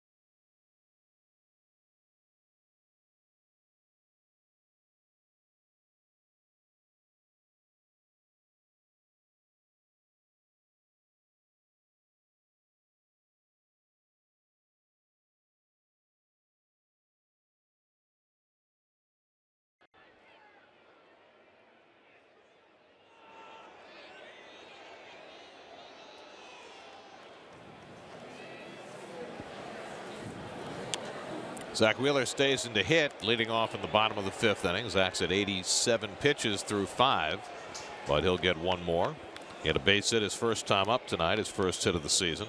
Ahmed Rosario on deck, then has Dribble Cabrera against Gio Gonzalez, who's tiptoed his way to 4 scoreless innings.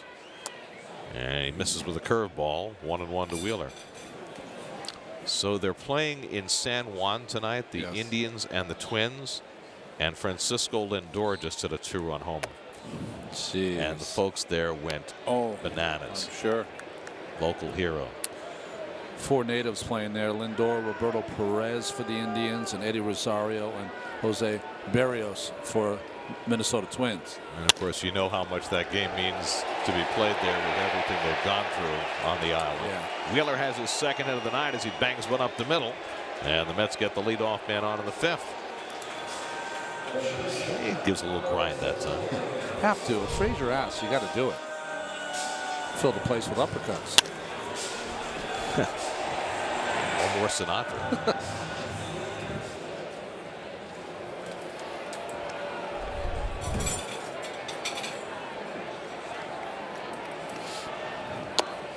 Here's Rosario. Are we doing the game from the kitchen? I thought, what was that? Not yet. Rosario struck out his first time up, and he grounds one foul. For Zack Wheeler, his first career 2-hit game. Let's answer our Verizon trivia question. Only Expo/Nat to play in more games for the franchise than Ryan Zimmerman. Tim Wallach. Now the bench coach for the Milwaukee Brewers. Miami Marlins. Miami Marlins. Yeah. Excuse me. Line to left center field, and Rosario has a base hit. This one will go all the way back to the warning track. Wheeler digging for third. Glenn Sherlock will hold him there. Rosario has to slam on the brakes. He's got a double, and the Mets have something working. Second and third, and nobody out. One too many breaking balls here. Got this one up. No, it's down, but over the middle. Good hitting by Rosario, who really shows no signs of panic. He's been struggling at the plate a little bit, but he's been swinging the bat, I think, very well.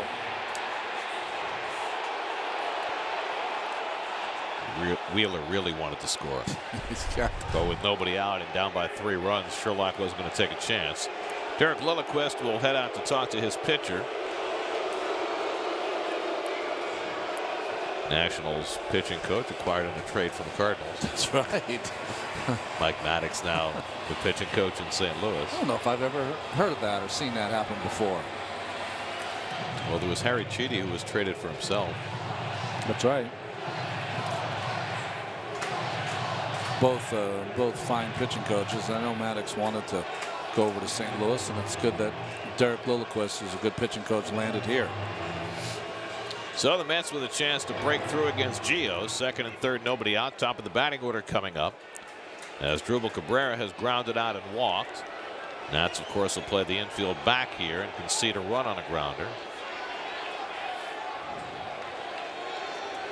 And the curveball down, and Severino smothers it. Ball 1. He's got some really good actions back there. You know, you don't always know how to describe it, but you know it when you see it, right? The way he frames it, the way he blocks it. He take charge attitude with Gio tonight. And he looks like he might hit a little bit too. Yeah. Wheeler at third, Rosario at second with nobody out. And Cabrera flies one to center. Wheeler tags. Taylor gets behind it. Rosario tags as well. Wheeler comes home. Rosario hesitates, then goes to third. The throw, though, skips away from Severino, and Wheeler scores. They had a chance to get him, but the ball skipped off Severino's glove, and Wheeler scores on the sac fly by Cabrera to cut the Nats lead to 3-1. Well, this throw is right on target, but you cannot label this a great throw. He overthrew the cutoff man. He short hopped his catcher, and watch Rosario here. Very sees that it's overthrown. Oh, he sees that it's going to get over there. I don't know if he did for sure there, but overthrew the cutoff man, allows the back runner to get into scoring position with 1 out. It's close to being a little embarrassing, though, right? And you had to send him, but Taylor, what a throw. Cespedes cues one out to first. Zimmerman makes the play. Rosario comes home, and he scores. Well, Zimmerman really had no choice. That ball was taking him to the bag at first. So he gets the out there, but the Mets get a second run in the inning on the ground out by Cespedes. So second and third and nobody out, and they get 2 runs home without a hit. That's a gift run right there. A runner should have never advanced, and Good base running by Rosario. That's an important second run. The Mets are right back in the hunt. Do you think that Zimmerman would have had a chance to field that ball, pivot, and throw home? He's not a first baseman. It's a whoa Off Gio. He scrambles after it, takes his time, and Wilmer beats it.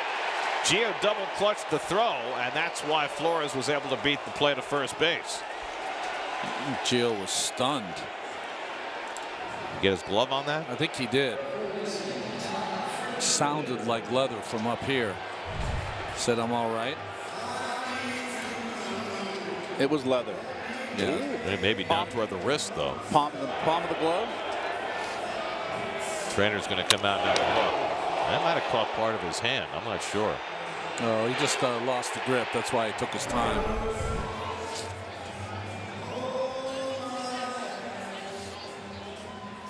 Well, he convinces the trainer that he's okay. So it's a hit for Flores to keep the inning going. And the Mets have the tying run at first. It's a play like that, or they're taking their time with Jason Vargas, the left-hander for the Mets. Right. Similar spot. Gary, in answer to your question about Zimmerman, if he had to play at home, if you have a left-handed first baseman, yes. Right. How about if you had a right-handed first baseman with a little better arm? It would have been tough footwork for that. Frazier takes off the plate with a changeup, ball one. Well, not the first time the Mets have hit one back to Gio. He caught the one Rosario hit in Washington. Not so fortunate this time. And Frazier takes a changeup for a strike, and it's 1-1. Todd's been up twice, struck out both times, swinging in the first, looking in the fourth.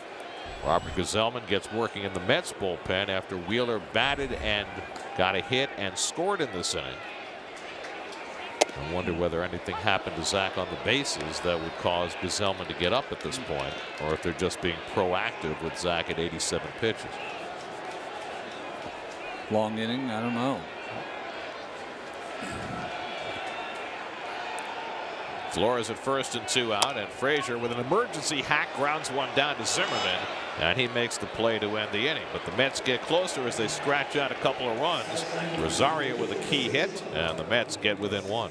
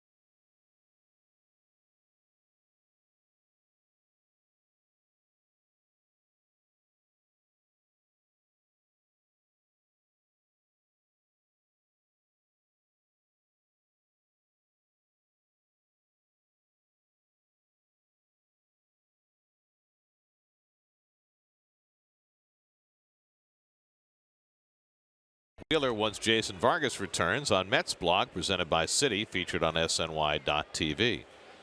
Well, Zack hoping to have a lot to say about that. I mean, the body's still warm. Wilmer Defoe drove in a run with a single to right his last time up. And he goes swinging at a fastball and misses 1-1. Robert Gazelman continues to work in the bullpen. Wheeler about to throw his 90th pitch of the night.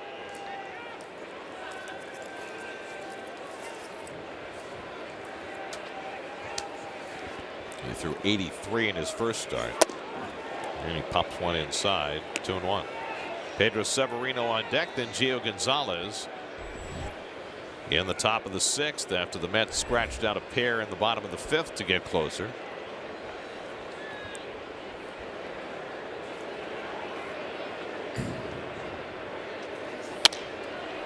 Fly ball out to left, and Cespedes camped. 1 out. You know, we talk all the time about shutdown innings. Yeah. What a pitcher does when his team ties or takes the lead. But the same thing applies, doesn't it, when your team gets closer like that? To me, a shutdown inning is any time your team scores, you got to go out there and put a 0 down. If you're behind, then that keeps it there and gets them back in as quick as possible to get back on the offense. Talked a lot this year about how effective the Mets have been at scoring after the opposition scores. Well, the Nats have been almost as good. Coming into the night, the Mets were 15 of 34 scoring after the other team did. The Nats 16 of 42. So 44%, 38%. They're pretty close.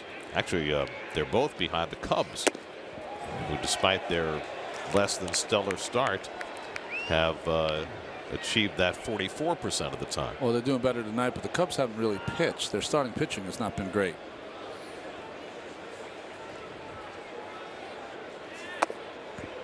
1-2 to Severino. Well, it's 30 degrees in Chicago tonight. Yeah. So. They can't blame him. Keith, you noticed a couple innings ago that Zack went away from all that slow stuff, starting pounding that fastball again. Yep. Aggressively in. You throw hard. Severino singled left to drive and a run his last time up. A little mist in the air just to add to the discomfort. Is there a misery index where you can compute with the temperature and the wind and the moisture in the air? Yeah, tilt. You know, they do that in the summer with the heat and the humidity. Didn't know if there was a late spring factor as well. And spring is late. Taken down 2-2. Final game of the series tomorrow. Steven Matz goes for the Mets. Tanner Roark for the Nats. And then the Mets will be winging south, heading to Atlanta. Severino pops one up. Nito coming back for a look, but this will be in the crowd. The Braves have been playing awfully well, better than expected. Scoring a lot of runs. They got good pitching last night from Julio Teheran at home, which has been a rarity since they moved into their new ballpark. And Ronald Acuna has got off to a slow start in AAA, so they're not bringing him up yet. No reason to. Preston Tucker's playing great. That's right. 7th pitch to Severino, and he pops one up. Wilmer hoping for a play. Has room. 2 out. I like the way Wilmer got over there quickly. Didn't cruise on it. That's key. Let's check in with the studio. Doug Williams has a game break brought to you by your Tri-Honda dealer.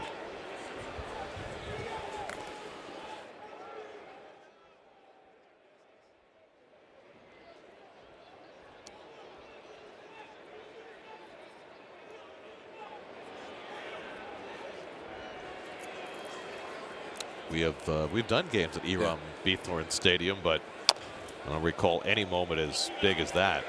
Nito handles the little chopper by Gonzalez, and Zack Wheeler has a 1-2-3 top of the 6th. Nicely done by Zack.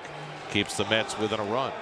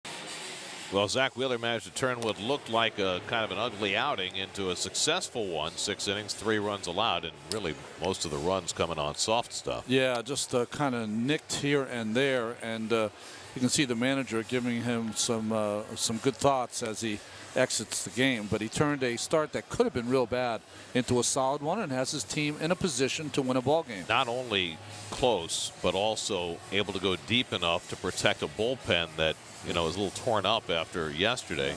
Mets made a bullpen move. They sent Hansel Robles down before the game today and brought up Gerson Bautista, who throws 100 miles an hour and is in uniform and available tonight. We saw him in spring training a couple times. Very impressive.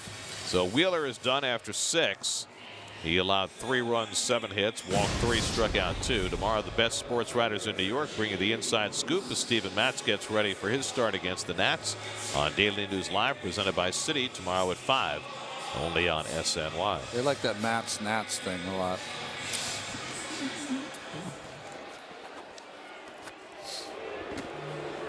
Jay Bruce is 0 for 2 tonight. He struck out and flied out against Gio Gonzalez, who's at 88 pitches for the night. And Jay takes a curveball off the plate for ball 1. Bruce, Lagares, and Nido, after the Mets were able to poke across a couple of runs in the 5th. It's been all small ball tonight on both sides.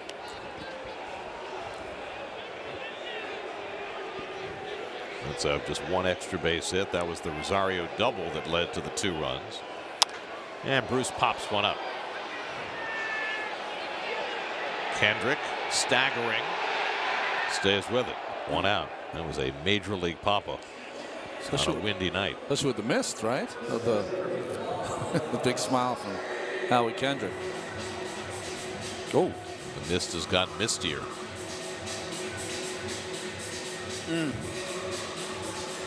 It's right in the fielders' faces too, and it's blown away from us, which, you know, selfishly is nicer. Lagares has been on base twice with a walk and an opposite field single.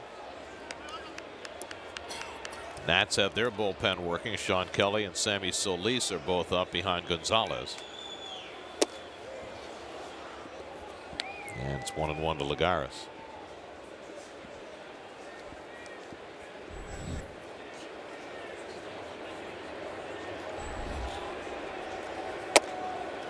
And the fastball catches the corner.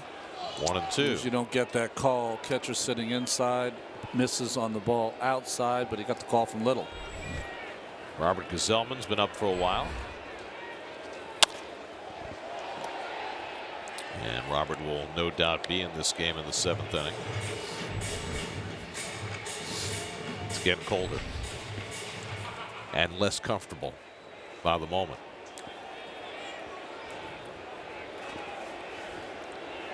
1-2 coming, and the curveball line into left field, and Lagares has his 2nd hit of the night.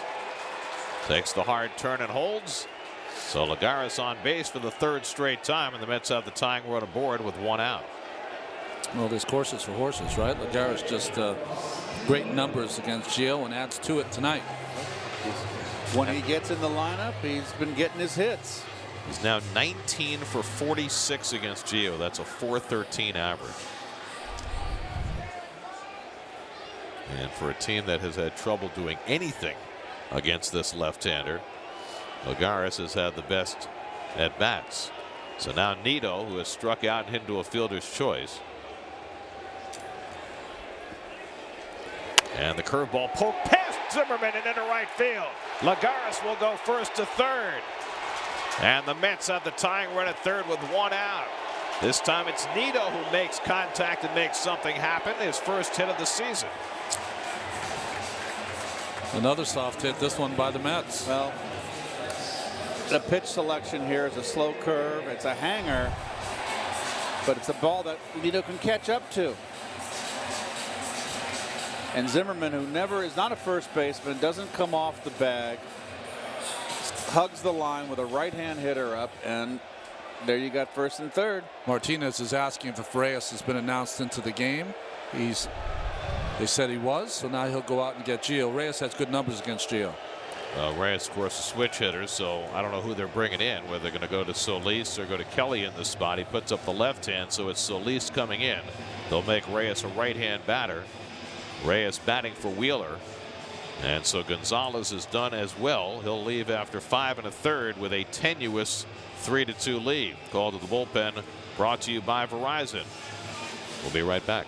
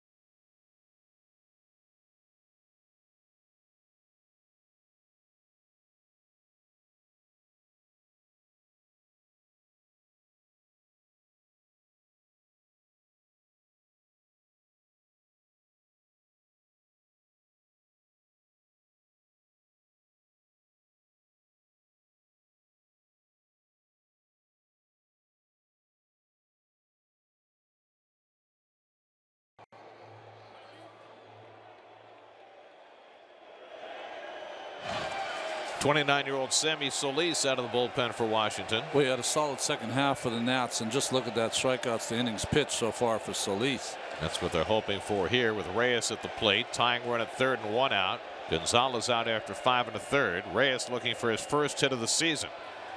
And he goes after a first pitch fastball, 0-1. Jose 0 for 16 to start the year. 0 for 2 as a right-hand batter. I like Jose up here as a right-hand swinger. I've always liked his swing better from the right side. Vargas, good speed at 3rd. Nito at 1st with 1 out. And Reyes takes inside from Solis, 1-1. Vargas and Nito with back-to-back hits. Nito's first hit of the season. Reyes seeing if he can join him in kind. Ahmed Rosario, who boomed a double his last time up, is on deck. Severino sets up inside, and Reyes takes inside. It's 2-1. Gio went 5 1/3, 97 pitches, 8 hits, 2 runs so far. He could win, he could lose. 2 walks, 5 strikeouts.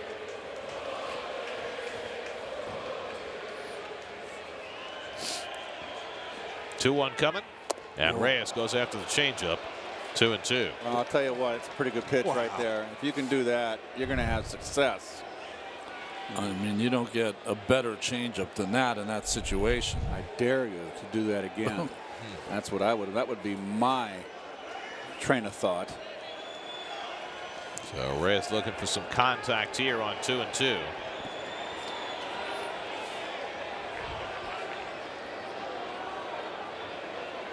Long hold by Solis, and finally Reyes asks for time. Good timeout by Jose there. Did you see what they did there? Severino sat underneath inside and Reyes. Solis held the ball for a long time, and then he jumped to the outside corner at the last second. I don't know if they were trying to deke Reyes. Thinking he might be peeking. Yeah, I don't know. Vargas at 3rd, Nito at 1st. 2-2 to Reyes. And a half swing and a miss. He struck him out. Foul tipped it into Severino's mitt.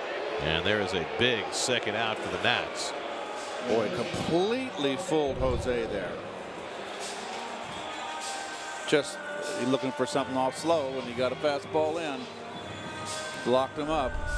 So now it's Rosario I thought maybe they would bring in the right-hander. They've got Kelly ready, but they're going to stay with Solis against Rosario, who doubled to left center and scored a run in the 5th. So the Mets unable to get that run home from third with less than 2 out, and now Rosario with 2 out trying to get it done. And it's taken high, ball 1. Well, if you're Rosario, you got a red-hot veteran in the on-deck circle. Well, he's not there right now. And Cabrera, there he goes. He's allowed to take his time. Yes, and you're going to get. You're Solis. This is your out right here. And it's on the outside corner, 1-1.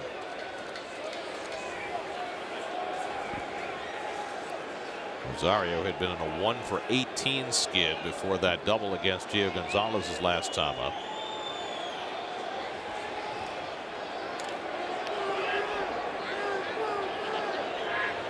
One from Solis. And he swings through the fastball, 1-2. It was not where Solis wanted it, but it was effective. Must not be able to pick the ball up because he's throwing that ball right by the Mets hitters. So now Rosario down in the count.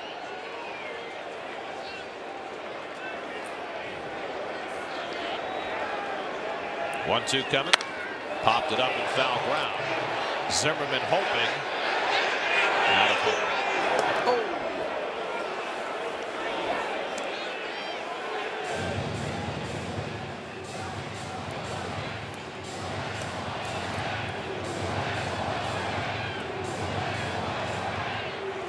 I would not throw anything soft here, Ron. I mean, you could take a chance if you were certain you were going to bounce it. But nothing soft for a strike. And now we're going to get a mound visit. It's the manager, Davey Martinez, going out to talk to Solis in this spot. That's interesting. In the middle of a big at bat. It is interesting, and it certainly can't be because you're trying to defense any kind of silly running play the Mets might, because Nito's on first base. He doesn't run well, but it must have been something he sniffed there about. No, I'm going to take that back. I thought it was going to be talking to the pitcher. He had the whole infield in there.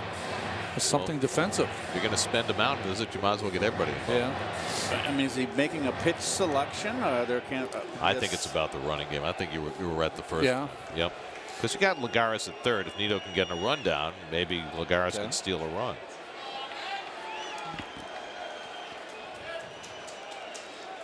One and two to Rosario. And the breaking ball just missed. Solis was walking off the mound with that backdoor curveball. Didn't get the call from Will Little. It might have bent around the strike zone. Watch the glove. He brought it back a little bit, RJ. Yep. Chief pitch cast confirms. Rosario now with a 2-2 count. Tries to hold on the pitch in the dirt, and he held it in time. And now it's 3-2. He came right back to the curveball, got him to fish, but somehow Rosario was able to stop the swing. So interesting. After the visit by Martinez, 2 curveballs, which we had not seen from Solis to that point. So now Nito will get the automatic start from first. 3-2 to Rosario with Cabrera on deck.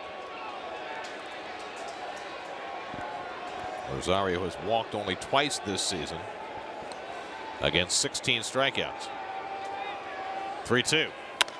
Popped it up. Kendrick coming toward the line. Into foul ground. Side retired.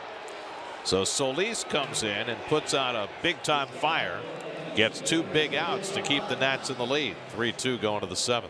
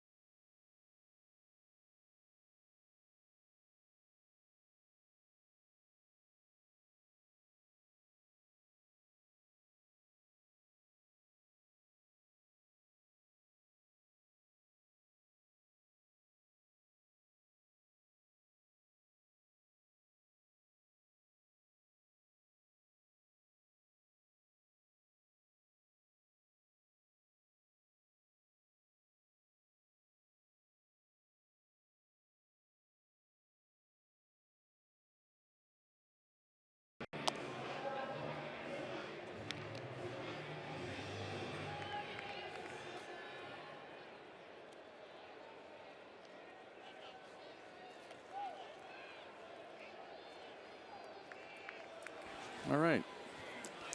All right, Doug. Mets will go to the bullpen as we go to the 7th. Robert Gazelman is on to pitch. Boy, he's been outstanding, especially in the strikeout department. That is something we had not seen from Gazelman since his time coming up from the minor leagues. Well, what I've seen from him is just a confidence in his fastball and that sinker. Had a little trouble with his command on Sunday in the cold weather against Milwaukee. Gave up 2 hits and a walk in an inning of work and an unearned run. Trey Turner turns on one and hits it foul. Interesting point, Gary. Maybe that's why they gave him a little extra time to get loose. It was interesting listening to Mickey Callaway talk about his starters turned relievers today, Lugo and Gazelman. He was talking in particular about Lugo and the transition from being starter to reliever. Lugo is a guy who, as a starter, would throw pretty intensely every day. Now, as a reliever, they're trying to get him to back off that so that he'll be more, I guess, fresh is the word when it comes time to pitch in the game. Save his bullets, as they say. 1-2 coming. And Turner takes it away. 2-2. Turner's 2 for 3 tonight, a double and a single. He led off the game by hitting one off the center field fence. Wheeler was able to get out of that jam. 2-2 from Gazelman, and the curveball just missed. He had Turner beat, but Will Little wouldn't give him the call. Sometimes you fake out the umpire. That's what happened there. Agree. This was like a drop here, Ron. 12-6. Look at the break straight down. Maybe not. Pitchcast didn't like it. Sorry, Will. 3-2 to Turner, and just got a piece of that fastball. Howie Kendrick on deck, then Bryce Harper. Wheeler went 6, allowed 3 runs, 7 hits, 3 walks, 2 strikeouts, 99 pitches. So he's been able to go 7 and 6 in his first 2 starts. And Turner takes inside, ball 4, and he's on base for the 3rd time tonight. And that's always big with Turner on base to lead off the inning with his base stealing ability.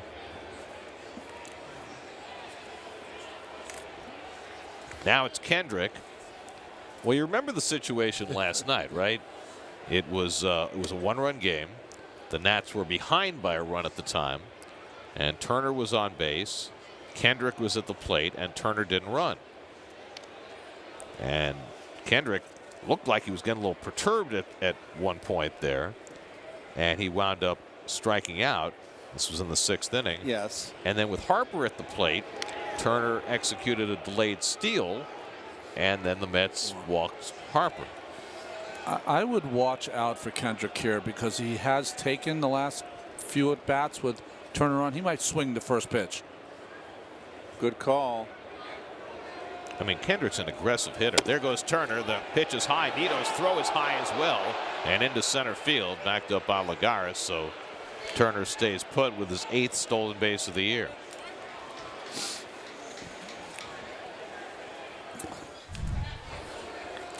Good jump. Not a great jump. The throw's there. He's got him. But this ball was airmailed. That is 2 stolen bases for the Nationals tonight. 3 in the series. Well, that's 4 different catchers who've given up those 20 stolen bases.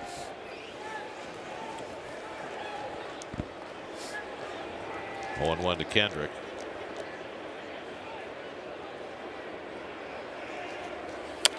And he gets one off the fist, a foul ball. Kendrick is trying to hit the ball to the right side. He did it in the 1st inning after the double by Turner got him over, but I like Wilmer off that line. I know that Wilmer is very sensitive to not getting too far away from that bag. Remember, he's not a first baseman, but he's out as far as he can get. Kendrick goes fishing for strike 3. Nito checks the runner and then makes the throw, and that completes the putout. Kendrick struck out for the first out. It's a big strikeout right there. you walk him here. Walk him. You got to walk. Yeah. That's a no-brainer. Yep. With Zimmerman coming up and a right-hander on the mound. We're gonna break out the rabbit here shortly. No sign yet. Why would you even think about it? They're going to pitch to him. Boy, that's shocking. Yeah. Agreed. Harper tonight a walk, a sacrifice fly, and a ground out, 0 for 1. Oh. 6 for 15 with 3 home runs against the Mets this year. And Gesellman runs one inside for ball 1. Well, last night in a similar spot, they threw ball 1. Turner stole, and then they walked Harper. You know, what you're asking your pitcher is to throw pitches out of the strike zone, but Harper has 22 walks. He's not going to swing at pitches out of the strike zone. So, to me, you just don't even mess around and just walk him intentionally. Good sinker by Gesellman. Took something off, and it's 1-1. Check that.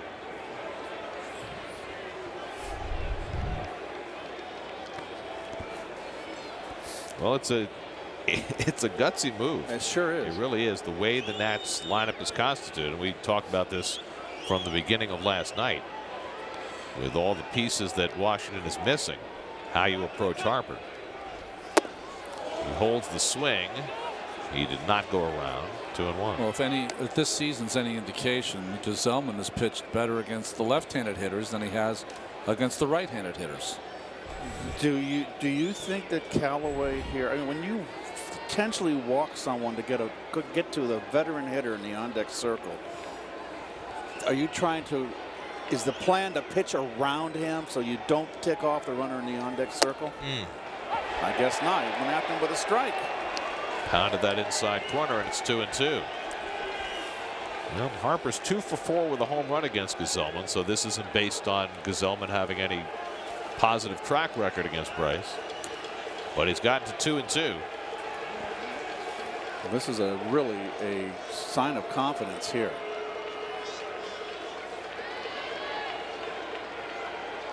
And Harper pokes one into center field, and Lagares is right there waiting for it, and that's the second out. So Callaway asked Gesellman to get Harper out, and he did exactly that. Well, I tell you what, they deliver for him. Here, the pitch sequence. First ball way inside, but this was the big pitch of the at bat to me. The changeup that he offered at got him back in the count, slider down and in. And that call by Will Little gets it to 2-2, and another good changeup off the end of the bat from Harper. Outstanding pitching by Gesellman. So now it's left to Zimmerman with 2 out, and Turner still at second.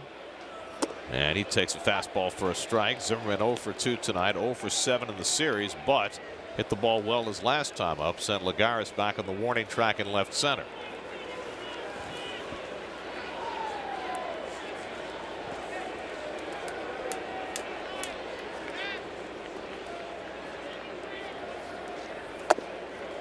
Slider out of the strike zone, 1-1.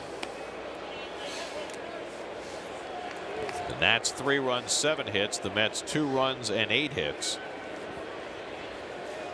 Both teams have played small ball all night to scratch out their runs.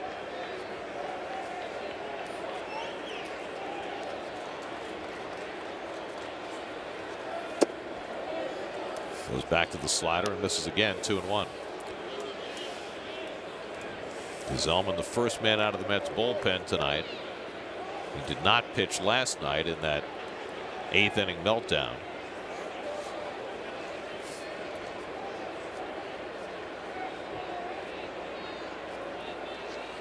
That's drilled into left field. Zimmerman has a base hit. Turner around third. Cespedes unleashes a throw. It's cut off. Zimmerman comes through with his first hit of the series, an RBI single, and the Nats now lead 4-2.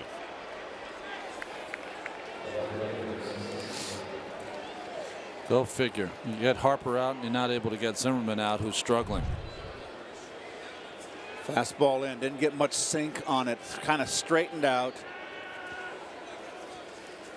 And that's a big run driven in by Zimmerman right there. Another run created by the stolen base by Turner.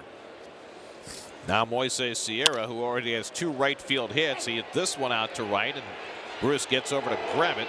That retires the side, but the Nats now have a 2-run lead after the Zimmerman 2-out RBI hit.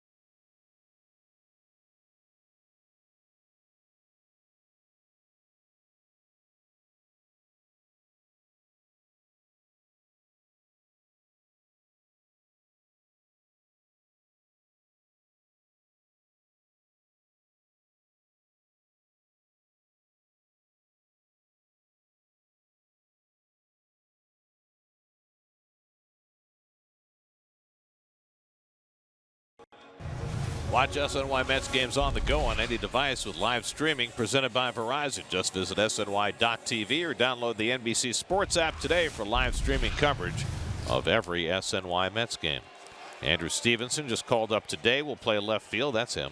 He'll bat ninth. And Ryan Madson, who pitched last night, the 37-year-old, back in there tonight. Yeah, he was awfully good last night. Got the break, of course, on the Cabrera dash from second to third, but his stuff looks sharp, especially his curveball. So Cabrera, who doubled against Madson last night, leads off against him tonight in the bottom of the 7th.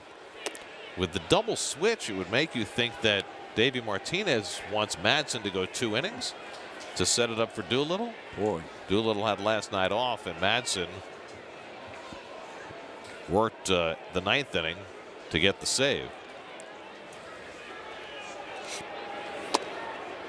And Cabrera takes one on the inside corner, and it's 0-2. People's United Bank brings you tonight's starters.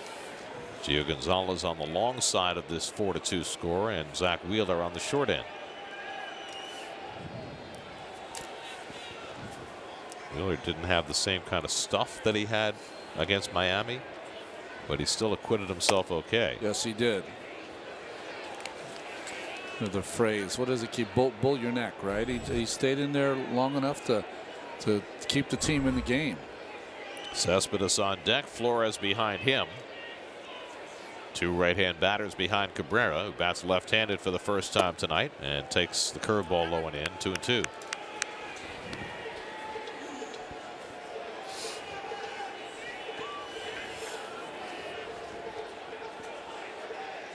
Ryan Madson, who was drafted in 1998 by the Phillies out of high school in California. Hit past the mound. Turner had him played perfectly, and he throws out Cabrera, 1 away. Turner's fun to watch field, by the way. He is a very accomplished shortstop. You're right, Ron. He's very good. Nothing fancy. Now Cespedes, who had a base hit in the 1st inning, an RBI ground out in the 5th, 1 for 3 on the night. 13 RBIs now for Cespedes, which leads the team despite hitting under 200.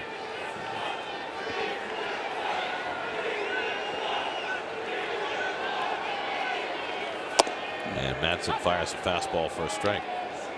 96. Ooh. Throwing as hard as he did 12 years ago.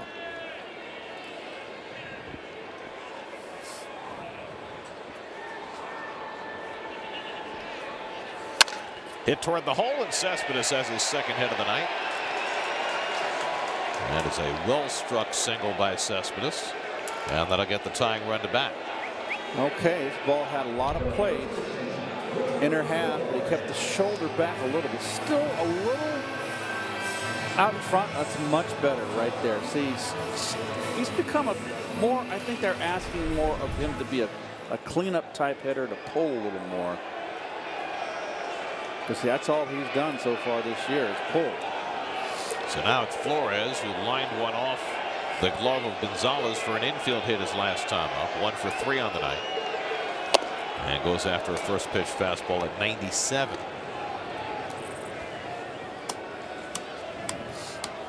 First time Flores has ever faced Ryan Madson, who's been in the big league since 2003.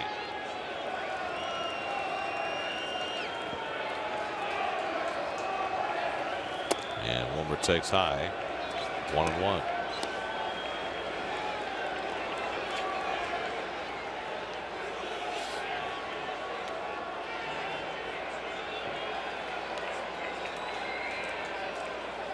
Todd Frazier waits on deck.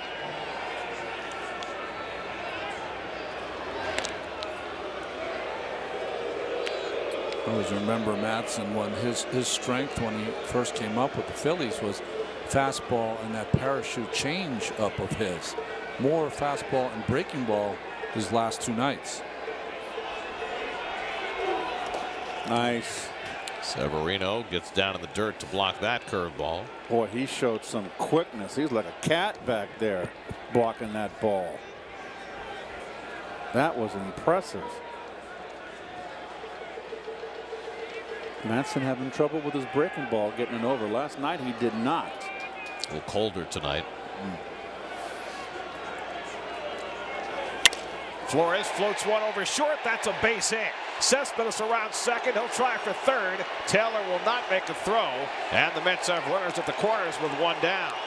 Wilmer with his second hit of the night got just enough of it to get it over Turner into the outfield. Fell behind with the breaking ball, came with the fastball. Wilmer right on and up to the task. Cespedes always aggressive on the bases. The plays in front of him. Never hesitated. Well, he cuts the bag nicely. He sure does. He has tight cuts. So now the tying runs are on base for Todd Frazier. Todd's had a rough night so far tonight. Went 0 for 3 against Gonzalez. 2 strikeouts and a groundout. Cespedes at third. Flores at first with 1 out.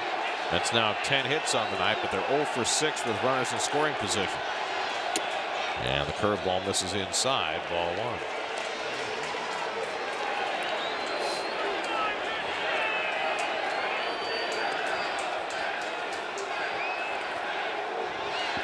Loaded up on that left side, aren't they?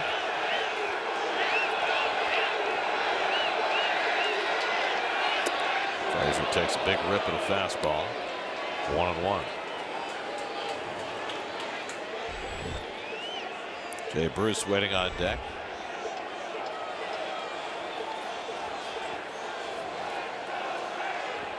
That's got back-to-back 1-out hits in the 6th inning, but couldn't convert.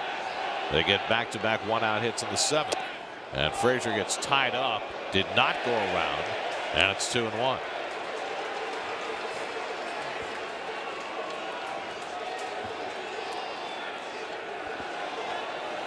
Frazier 1 for 3 in his career against Madson.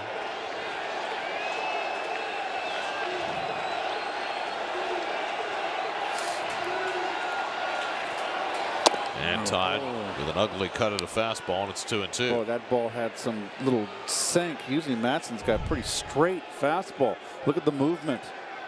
Tied him up.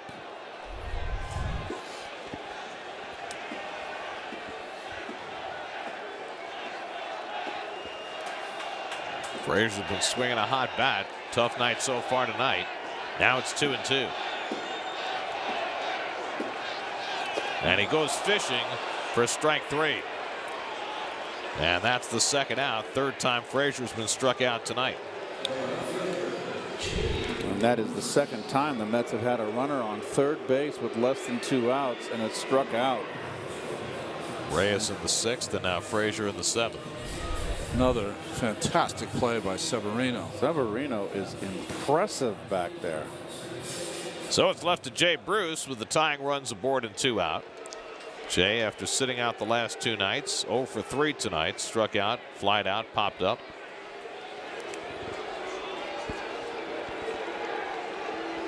Two for 6 in his career against Ryan Madson.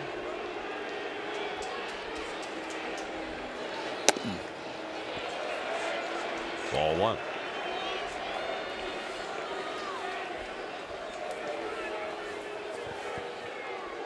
A lot of right side of that infield open. They're playing the shift with Kendrick out in right field. You see right there on the right of your screen. Look at that big hole. Good cut. Yeah, it's interesting that they didn't bring Turner with him. You know, Turner's on that left side of second base. Usually they'll move that shortstop over a little bit. Well, that's a lot of. Right? Jeez. Would that be a little daunting for you to be pitching with that kind of defense? I wouldn't even look at it, Keith. It would. 1-1 to Bruce. Got a good cut at that fastball and fouled it back, and it's 1-2. That's the best. I know it says 97. That's the best fastball Madson's thrown tonight. He reared back and fired. He knew it's a big out. He wanted to get ahead 1-2 right after him with 2 fastballs.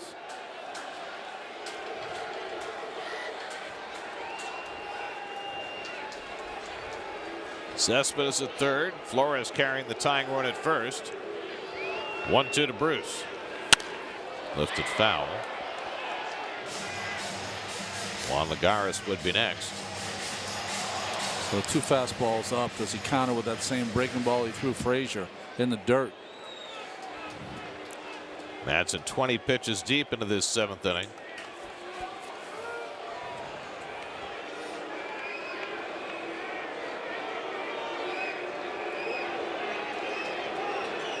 Fastball in. 1-2. And he dots the inside corner. Strike 3 call. Bruce lingers to argue with Will Little, but Madson strands a pair. Strikes out Frazier and Bruce back to back to get the Nationals through the 7th.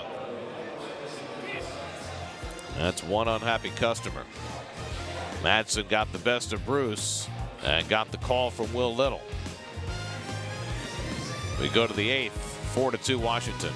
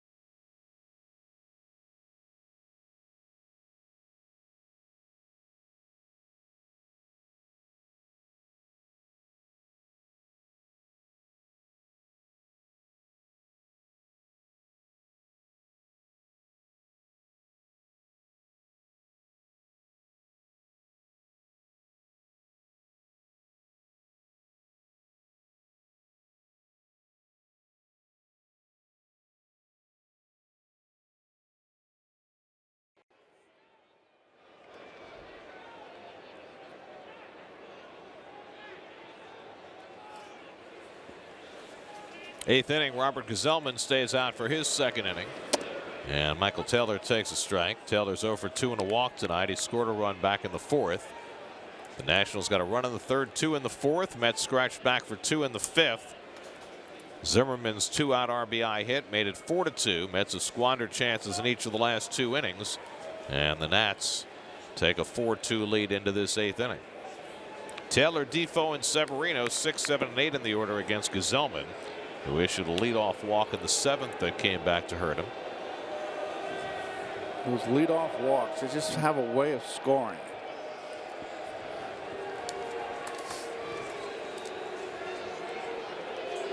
Well, especially when you walk Turner leading off an inning. With his base stealing ability, you're almost giving him a double. Brandon Kinsler is up in the Nats bullpen. He pitched last night and pitched well. That's taken to the right side. Another soft hit for the Nationals. It has been a night of soft hits for both sides. Michael Taylor gets into the act, and he's aboard leading off the 8th. Well, he just kind of muscles it out. He got jammed in there, and you just tip your hat there. Not a bad pitch. Everybody's turning into the Kansas City Royals tonight. Just make contact. Right. Bad news bears more. There's Wilmer Defoe. Defoe had an RBI hit in that 2-run 4th. Taylor can fly too. 5 steals and 5 tries for Taylor. Tied for 2nd behind Turner in the National League. It's a big lead. I'll say. And he's going. Nito gets away the throw on target, and he's safe. Closer play this time. Best throw Nito's made tonight. But Taylor steals the base nonetheless, his 6th of the year. Tagged on the shoulder. Missed him. You missed him. I believe they would have had him. If he makes the swipe tag, he's out. He got too far forward.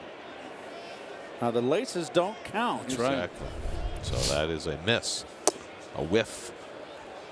And now Defoe squaring to bunt and takes away 2-0.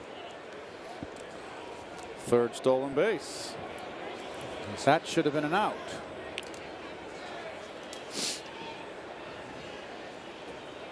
Well, in games like this, where power has not been the decider, the stolen bases kill you. Gazelman fields the bunt by Defoe, gets the out at first. So a successful sacrifice. 1-3, moving Taylor to third. It's almost like the Nationals are. We don't have our full complement of players. We're going to play small ball, do whatever it takes to try to generate some offense. Got this young Severino up, who's been opened my eyes. Very impressive young man. Severino drove in a run with a 4th inning single. The Mets bring the infield in with a runner at third and 1 out. And Severino takes a borderline strike. Well, the Nats, with by far the most stolen bases in the National League, and the Mets have given up the most stolen bases in the majors. 3 more tonight. Gazelman needing a strikeout gets ahead on Severino 0-2.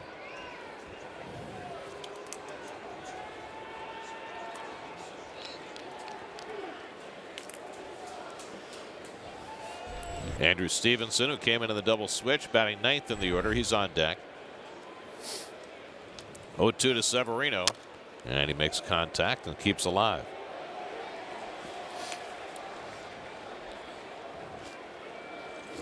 Two good sinkers down and in a row. You need a strikeout. A couple things you can do here: up in the strike zone or slider away, but going up, fastball up and in. Grounded to Rosario. Doesn't have a play at the plate. Taylor got a great break, and he gets the out at first. And a run comes home to make it 5-2 Washington. That is an understatement, Gary. That was a terrific break off the bat. That's a contact play. Third base coach tells Taylor, anything contact, you're going. And this is just not a chance. Wow. So another run scratched out by the Nationals. Single, stolen base, sacrifice, ground out, and it's now a 5-2 Washington lead, and they've reestablished the 3-run lead they had early in the game. Andrew Stevenson batting for the first time. He just came up today with Brian Goodwin going on the disabled list with a wrist injury. Stevenson got a lot of playing time last year after Harper hurt himself. Brandon Kinsler getting ready to pitch the bottom of the 8th. Well, it's been death by a million cuts tonight. Right. Yes.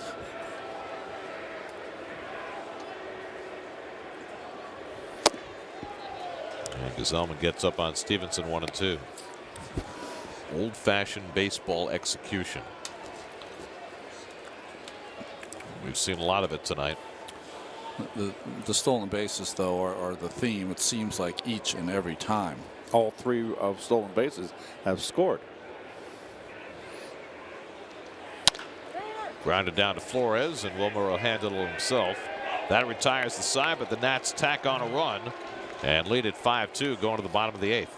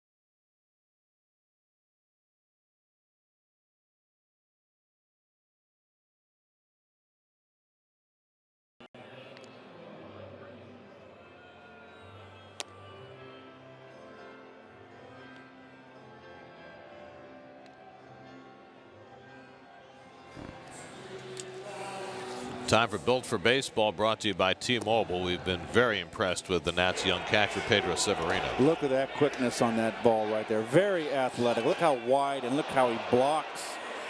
And look at he's like a cat. And then he's got the arm.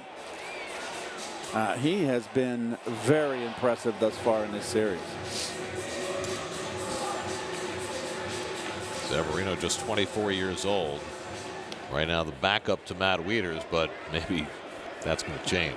Brandon Kinsler, who had a couple of rough outings against the Mets in D.C., was much better last night. Yes, he was, especially with his fastball command. That's a lot of Lagares, Nido, and the pitcher spot due up in the bottom of the 8th. Lagares has been on base 3 times in a row with a walk and 2 singles. Interesting that the Mets bench, their strength is on the left side today. Conforto, Nimmo, and Adrian Gonzalez. Then you better use him in this inning because you got Sean Doolittle, the left-handed closer, pitching the ninth. And you've got no one up in that national bullpen. I know you want to get 3 outs from Kinsler, but Gerson Bautista, who was just called up today by the Mets, up in the bullpen, getting ready for his big league debut. He replaced Hansel Robles. Mets needed a fresh arm after all of their bullpen usage last night and the last few nights. We're at a stat today. Mickey Callaway today is his 16th game as a big league manager. And Lagares takes a strike. In his first 15 games, he's gone to the bullpen 60 times. That's the most relief pitchers used by any big league manager in his first 15 games. Ever? Ever. Oh, well, I mean, it wouldn't have happened back in the day. Exactly. But still. And Lagares takes a fastball for a strike, 2-2. Most ever is most ever. It's going to be fun watching Gerson Bautista. I mean, he throws harder than anybody else on the Mets staff, maybe including Syndergaard. And he hadn't walked anybody in Double-A this year, which is a good sign. Lagares toward the hole. Turner on the back end, double clutches, and still gets him. First time Lagares has been retired tonight, despite the double clutch by Turner. Now Brandon Nimmo is going to bat for Tomas Nido. little double clutch. Nice stretch from Zimmerman. Kind of got his fingers caught up in the webbing of the glove almost as he was trying to get the grip on that ball. So Nimmo bats for Nido. Nimmo started the last 2 days. Had a triple in each of the last 2 games. You got Matt Grace, who pitched, the only left-hander outside of Doolittle who pitched yesterday an inning, last night, excuse me.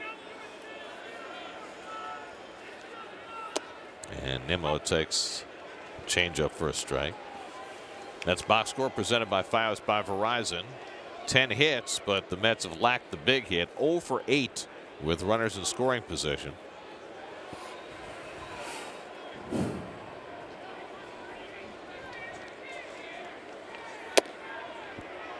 One and one to Nimmo.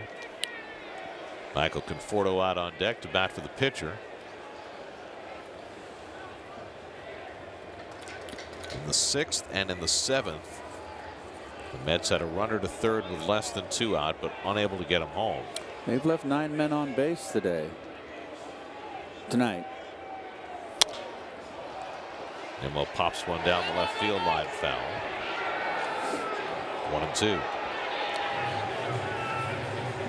Party souls tonight. Whoa.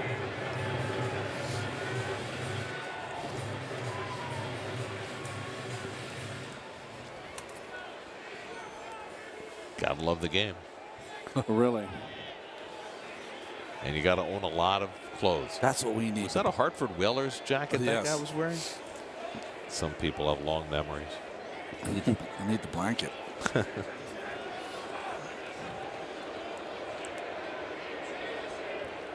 1-2 coming. And Nimmo strikes out on the fastball. So Kinsler, who retired all 3 batters last night, gets his first 2 tonight. And now Michael Conforto will bat with 2 out and nobody on. Well, they wanted to come inside, and this didn't get there. I thought this was right down the pipe, and Nimmo just swung right under it. So Conforto, who didn't start tonight against the left-hander, 1 for 4 last night. Batting for Gazelman. And I imagine we're going to see Gerson Bautista in the top of the 9th.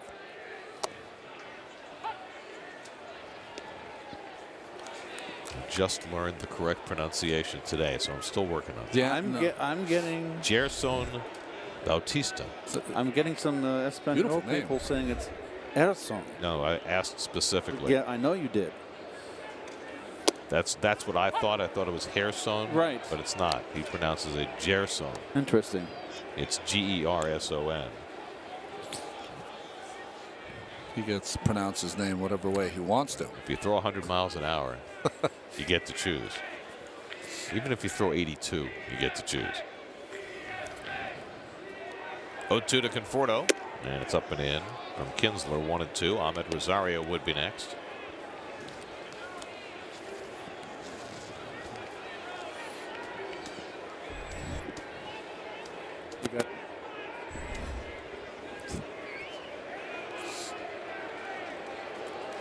Keith's talkback is bleeding. It did bleed.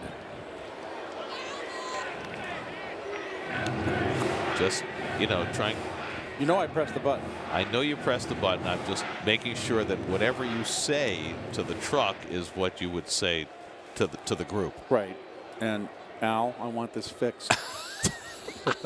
He's not the audio guy. You know that. He's video. Al's union. He'll get something done. It's a specialized business. We got Richie in the back. There you go. Now you got the right guy. By the way, Richie. Let's talk about Richie Rayner wearing shorts tonight. He's wearing shorts tonight. He always wears shorts. He always wears shorts. 40 degrees with a 20-mile-an-hour wind, and our man Richie, the audio guy, is wearing shorts. I will tell you one thing, though. I just left in between innings, and Richie's in the food room. Staying warm. It's a heater in there. That's why he hasn't fixed Keith's faulty talkback switch. 2-2 to Conforto, and that misses. 3-2.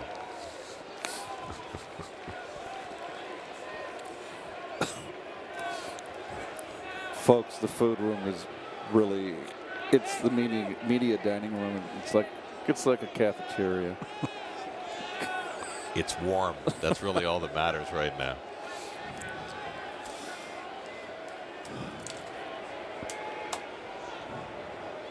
Three and 2 to Conforto with 2 out and nobody on. And Michael fouls back the fastball to stay alive. Oh, here's Richie. Okay, so Richie, you got to explain to the world how you can show up in shorts on a day like this. Your hair keeps you warm. That's our man, Rich. See, this is how a normal person dresses on a day like this. Rob came prepared today. 3-2 coming, and Conforto keeps the at-bat going. Some people were just born with warm blood. Or nuts, one or the other. I guess. Or they know where the food room is. There you go. Very toasty in there. 9th pitch of the at-bat coming from Kinsler to Conforto. And he walked him. So Conforto aboard with 2 out. That's a no-no. Now Ahmed Rosario will come up. Trying to get aboard to get Cabrera to the plate as the tying run. That gets top of the order if this inning ends for the 9th inning for the Mets. We'll see. Certainly don't want to wait. You want to strike. Nobody up in the Nats bullpen right now. They're not going to go to Doolittle before the 9th, it wouldn't appear, although the phone is ringing down there. And you know how we know the phone is ringing? There's a red light on the phone in the bullpen that we can see flashing from here 450 feet away.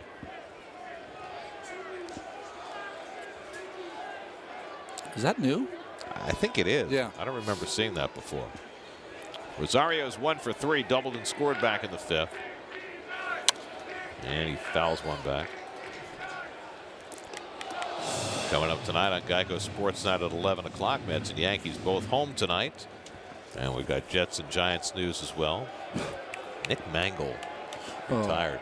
Great player. Yep.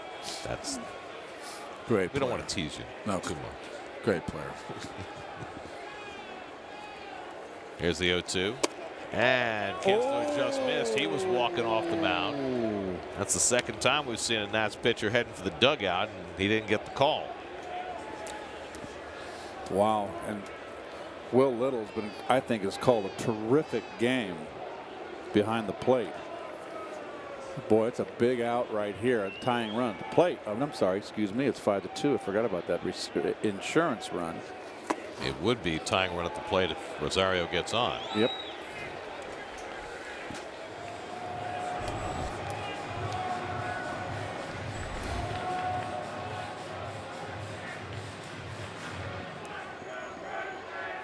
Rosario's had some long at bats tonight.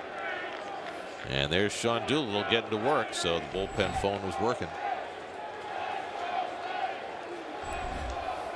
And perhaps they'd bring him in here in the 8th if the Mets keep this going. 2-2 to Rosario. Lined, base hit. Conforto to second. He'll stop there as Stevenson throws in behind him. And now the Mets will get the tying run to the plate in the 8th with Cabrera coming up. And we'll see what Davey Martinez chooses to do. Well, there's a pitch that didn't get the call, and the inning's alive. Right down the inner half. Good cut by Rosario, who seems to be unfazed. To me, I can't say that he's in a slump. He's been swinging the bat. Second hit tonight. Well, they're going to leave Kinsler in. That's the pitching coach, Derek Lilliquist, going to the mound. So Doolittle will continue to loosen, but they're going to leave the right-hander in to face Cabrera. Boy, if although Cabrera has gotten off to a quick start from the right side of the plate, but he also hitting for a high average from the left side of the plate. Let's go back and look at that 0-2 pitch that Kinsler thought he got. Does it come back? Not according to G Pitchcast. Okay. So Cabrera, who is 0 for 2 with a walk and a sacrifice fly tonight, will get a crack against Kinsler. He's 2 for 4 against Kinsler.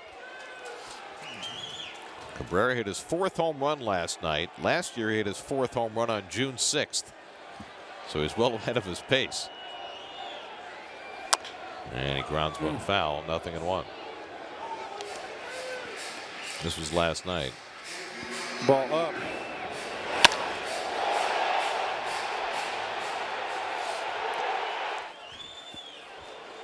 Boy, and you thought at that point that game was secure. And made it 6-1 and came on an 0-2 pitch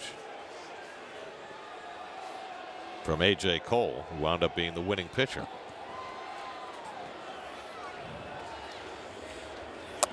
And Cabrera goes after the off-speed pitch, and it's 0-2. Well, got him right where he wants him. That's right, 0-2 again. Cespedes on deck.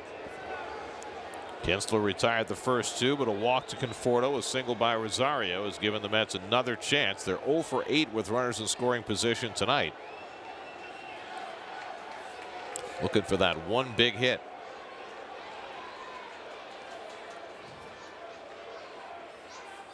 Oh. I tell you what, that's some good pitching. They're coming inside ahead in the count. Just missed. Got Bruce the inning before. That was Madson.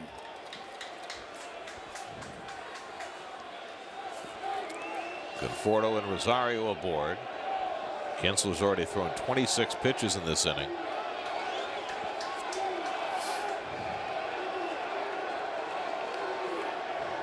One and 2 to his dribble. And he goes down swinging to end the inning. And the Mets continue to get frustrated with runners in scoring position, now 0 for 9 tonight. We go to the 9th, 5-2 DC.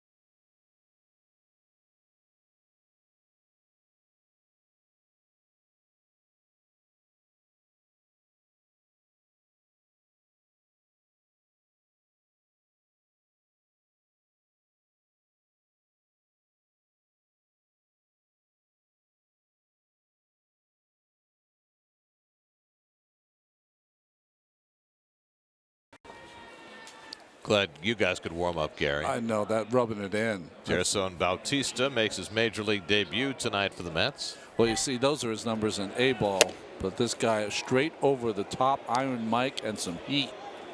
Mets got him last summer in the trade that sent Addison Reed to the Red Sox. Jose Lobaton doing the catching in the 9th inning.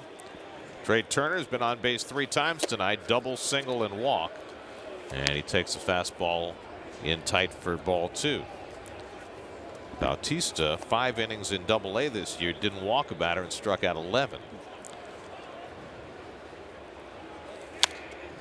But the book on him has always been lots of walks to go with all that heat. If he can ever refine it enough that he throws strikes, Mets may really have something. Just 22 years old, native of the Dominican Republic. Throwing them right in the water, aren't they? From Double-A. Straight over the top. You don't see a lot of guys throw like this anymore. Pretty solid at the bottom, little leg kick, but straight over the top. Behind 3-1 on Turner. And he pulls it down the left field line. That'll be an extra base hit for Turner, chased to the corner by Cespedes. And Turner has his 3rd hit tonight. He's on base for the 4th time, a leadoff double. Well, I don't care how hard you throw, when you get behind, major league hitters can hit the fastball. They wouldn't be here if they can't. What a night for Turner. So now Howie Kendrick, who's 1 for 4 on the night. Well, Turner has wreaked havoc right from the start of this game. He led off, hit one off the center field fence for a double. Now 3 for 4 and a walk, 2 runs scored, a couple of doubles, stolen base.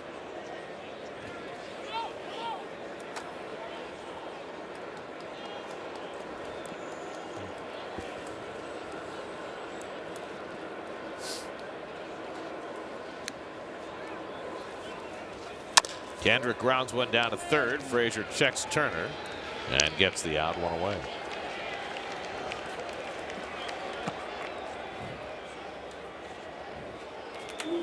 So 1 out in the top of the 9th. Now Bryce Harper. Harper is 0 for 2, a walk and a sacrifice fly tonight. Mickey Callaway made a pretty interesting statement in the 7th inning when he had Robert Gazelman pitch to Harper with first base open. Yes, he did. It's almost like we're going to be facing each other a lot this season. We're going after you. And he got Harper on a fly ball to center field. Problem was that the next batter, Zimmerman, burned him with a base hit. Steven Matz warming up for his start tomorrow. That's how cold it is. He's got to get ready now. It's prehab.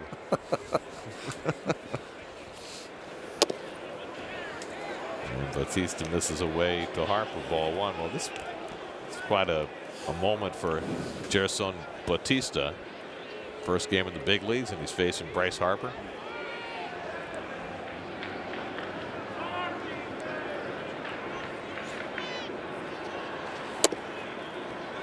By the way, for all of you who are familiar with Spanish pronunciation, the first name Gerson you would think would be Gerson, yeah. Right. But he prefers Gerson. Gerson Bautista.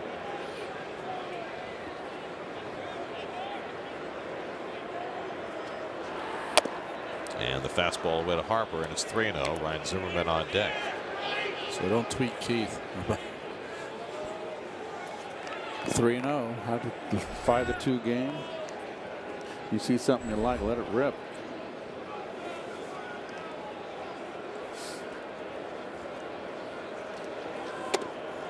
And there's a strike, 3-1.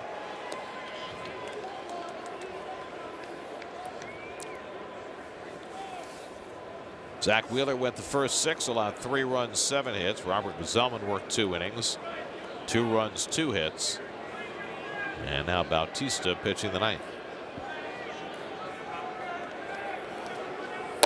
And he walks Harper. So he's on base for the 2nd time tonight. His 23rd walk in the Nationals' first 18 games. And that'll get Zimmerman up with 2 men on. He delivered the big hit in the 7th inning that stretched the Nationals' lead from 3-2 to 4-2, a 2-out single against Gazelman. Could have worried about a double steal here maybe early in the count. With a rookie pitcher on the mound, every chance. Yeah. Nats have already stolen 3 bases tonight. And the breaking ball in for a strike. 0-1 to Zimmerman.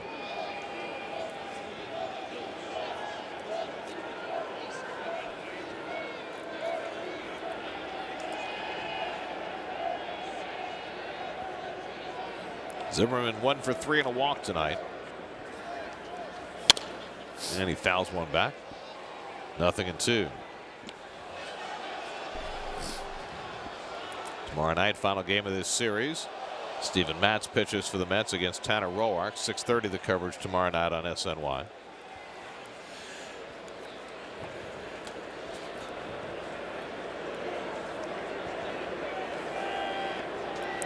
Pitcher spot is due up next for the Nats. Matt Reynolds is out on deck to pinch hit. He had a key at bat in that big 8th inning last night. Here's the 0-2. And it's too high. Ball and 2 strikes to Zimmerman.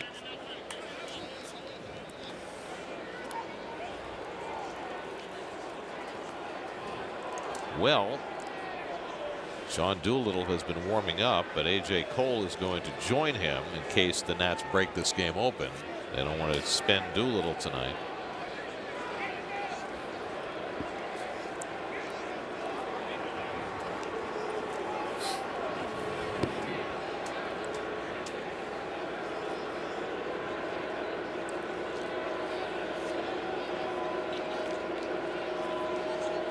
The Mets dealt away their veteran players last year.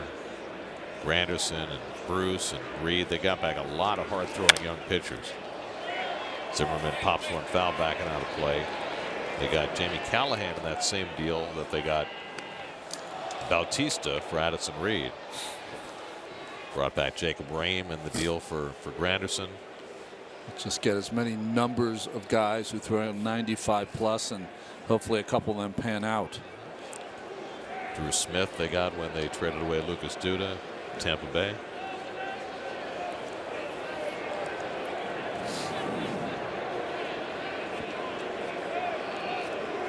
One-two coming. Struck him out. Gerson Bautista with his first major league strikeout, and there are 2 out in the inning. There's that blind spot, it seems, a little bit around letter high with Zimmerman. And he's under it. He likes it, but he can't lay off it.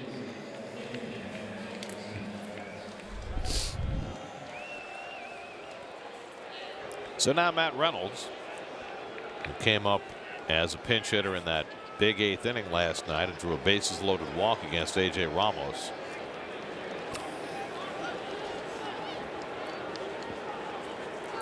Batting for the pitcher with 2 out and 2 on. And Bautista misses inside for ball 1. Looking ahead to the bottom of the 9th, the Mets will have Cespedes, Flores, and Frazier due up. And Bruce if anybody gets on. So they've got the bats coming up.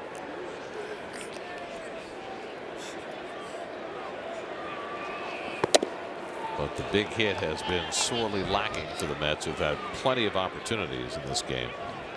2 runs on 11 hits. And they've left 11 men on base.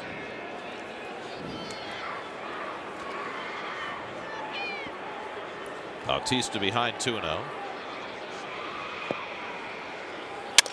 And a broken back grounder to Rosario, and that ends the inning. So Bautista puts up a 0 in his first big league inning. We go to the bottom of the 9th, 5-2 Washington.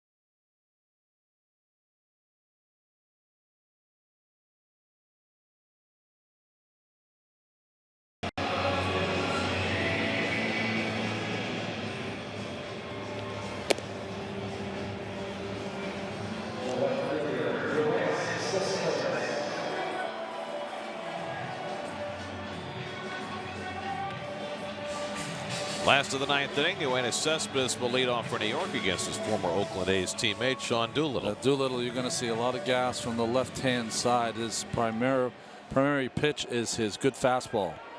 Goes at 86% of the time.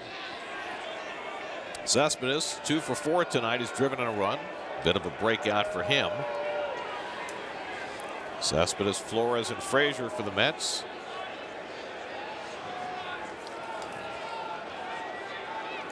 And Doolittle starts him off with a fastball for a strike. Mets have won their first 5 series of the year. That streak will end unless they can rally here in the ninth.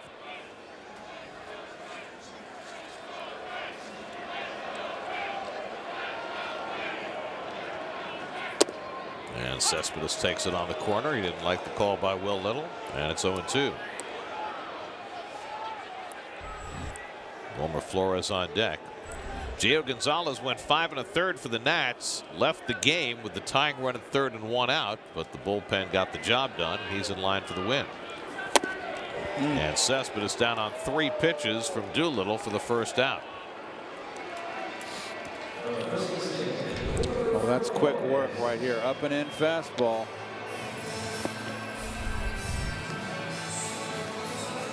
Sean Doolittle out of the University of Virginia. They're going to have a third UVA guy up before long. They signed Mark Reynolds to a minor league contract. You have to figure he'll be here eventually.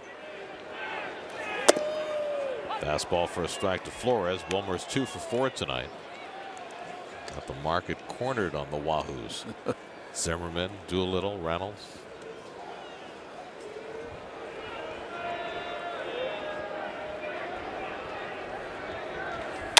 Wilmer takes one the other way, and it's foul. Nice play. Ate up the ball boy. Nice. Had chair in hand. Yeah, nice play with the stool, though. It's got to be very cold for that young man down there. No.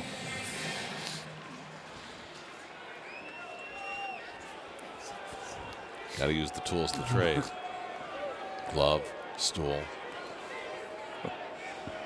5 pitches, 5 strikes from Doolittle. And Wilmer lines one to Zimmerman for the second out. SNY Super Slow Motion is brought to you by your Mercedes-Benz Tri-State dealers. Mercedes-Benz, the best or nothing.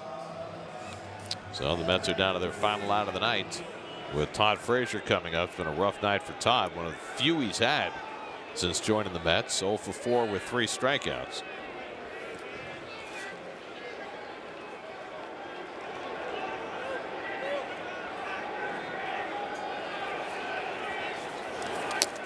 And Doolittle skips the breaking ball in, and it's ball 1.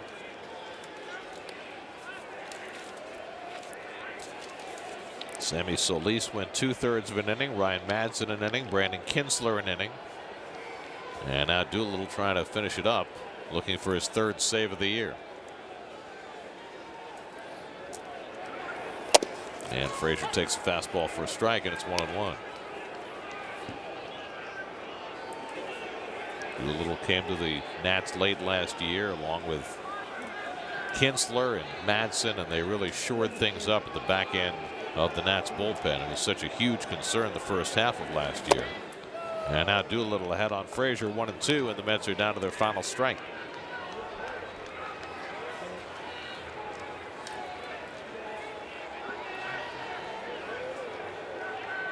Steven Matz tomorrow. 1-2 coming, and Frazier strikes out. Golden sombrero for Frazier, and a win for the Nationals as they've taken the first 2 games of this series with a lot of small ball tonight. They beat the Mets 5-2. Well, just Gio Gonzalez does not lose in this ballpark. Now 11-1 in his career. And Keith, the offense was not a lot of line drives, but the stolen bases and hits by Nationals were enough. Well, all 3 of the stolen bases wound up scoring for the Nats. The Mets out-hit the Nats with 11 hits to their 10, but the Mets didn't drive anybody in. They left 11 men on base. Mets were 0 for 9 with runners in scoring position. The Nats with those 3 stolen bases, and Gio Gonzalez with his 2nd win of the year as he beats the Mets for the 15th time. He's now 15-5 career against New York. Game summary presented by Verizon. So the Mets swept the Nats in D.C. The Nats have taken the first two in New York. We'll come back with more from Citi Field in just a moment.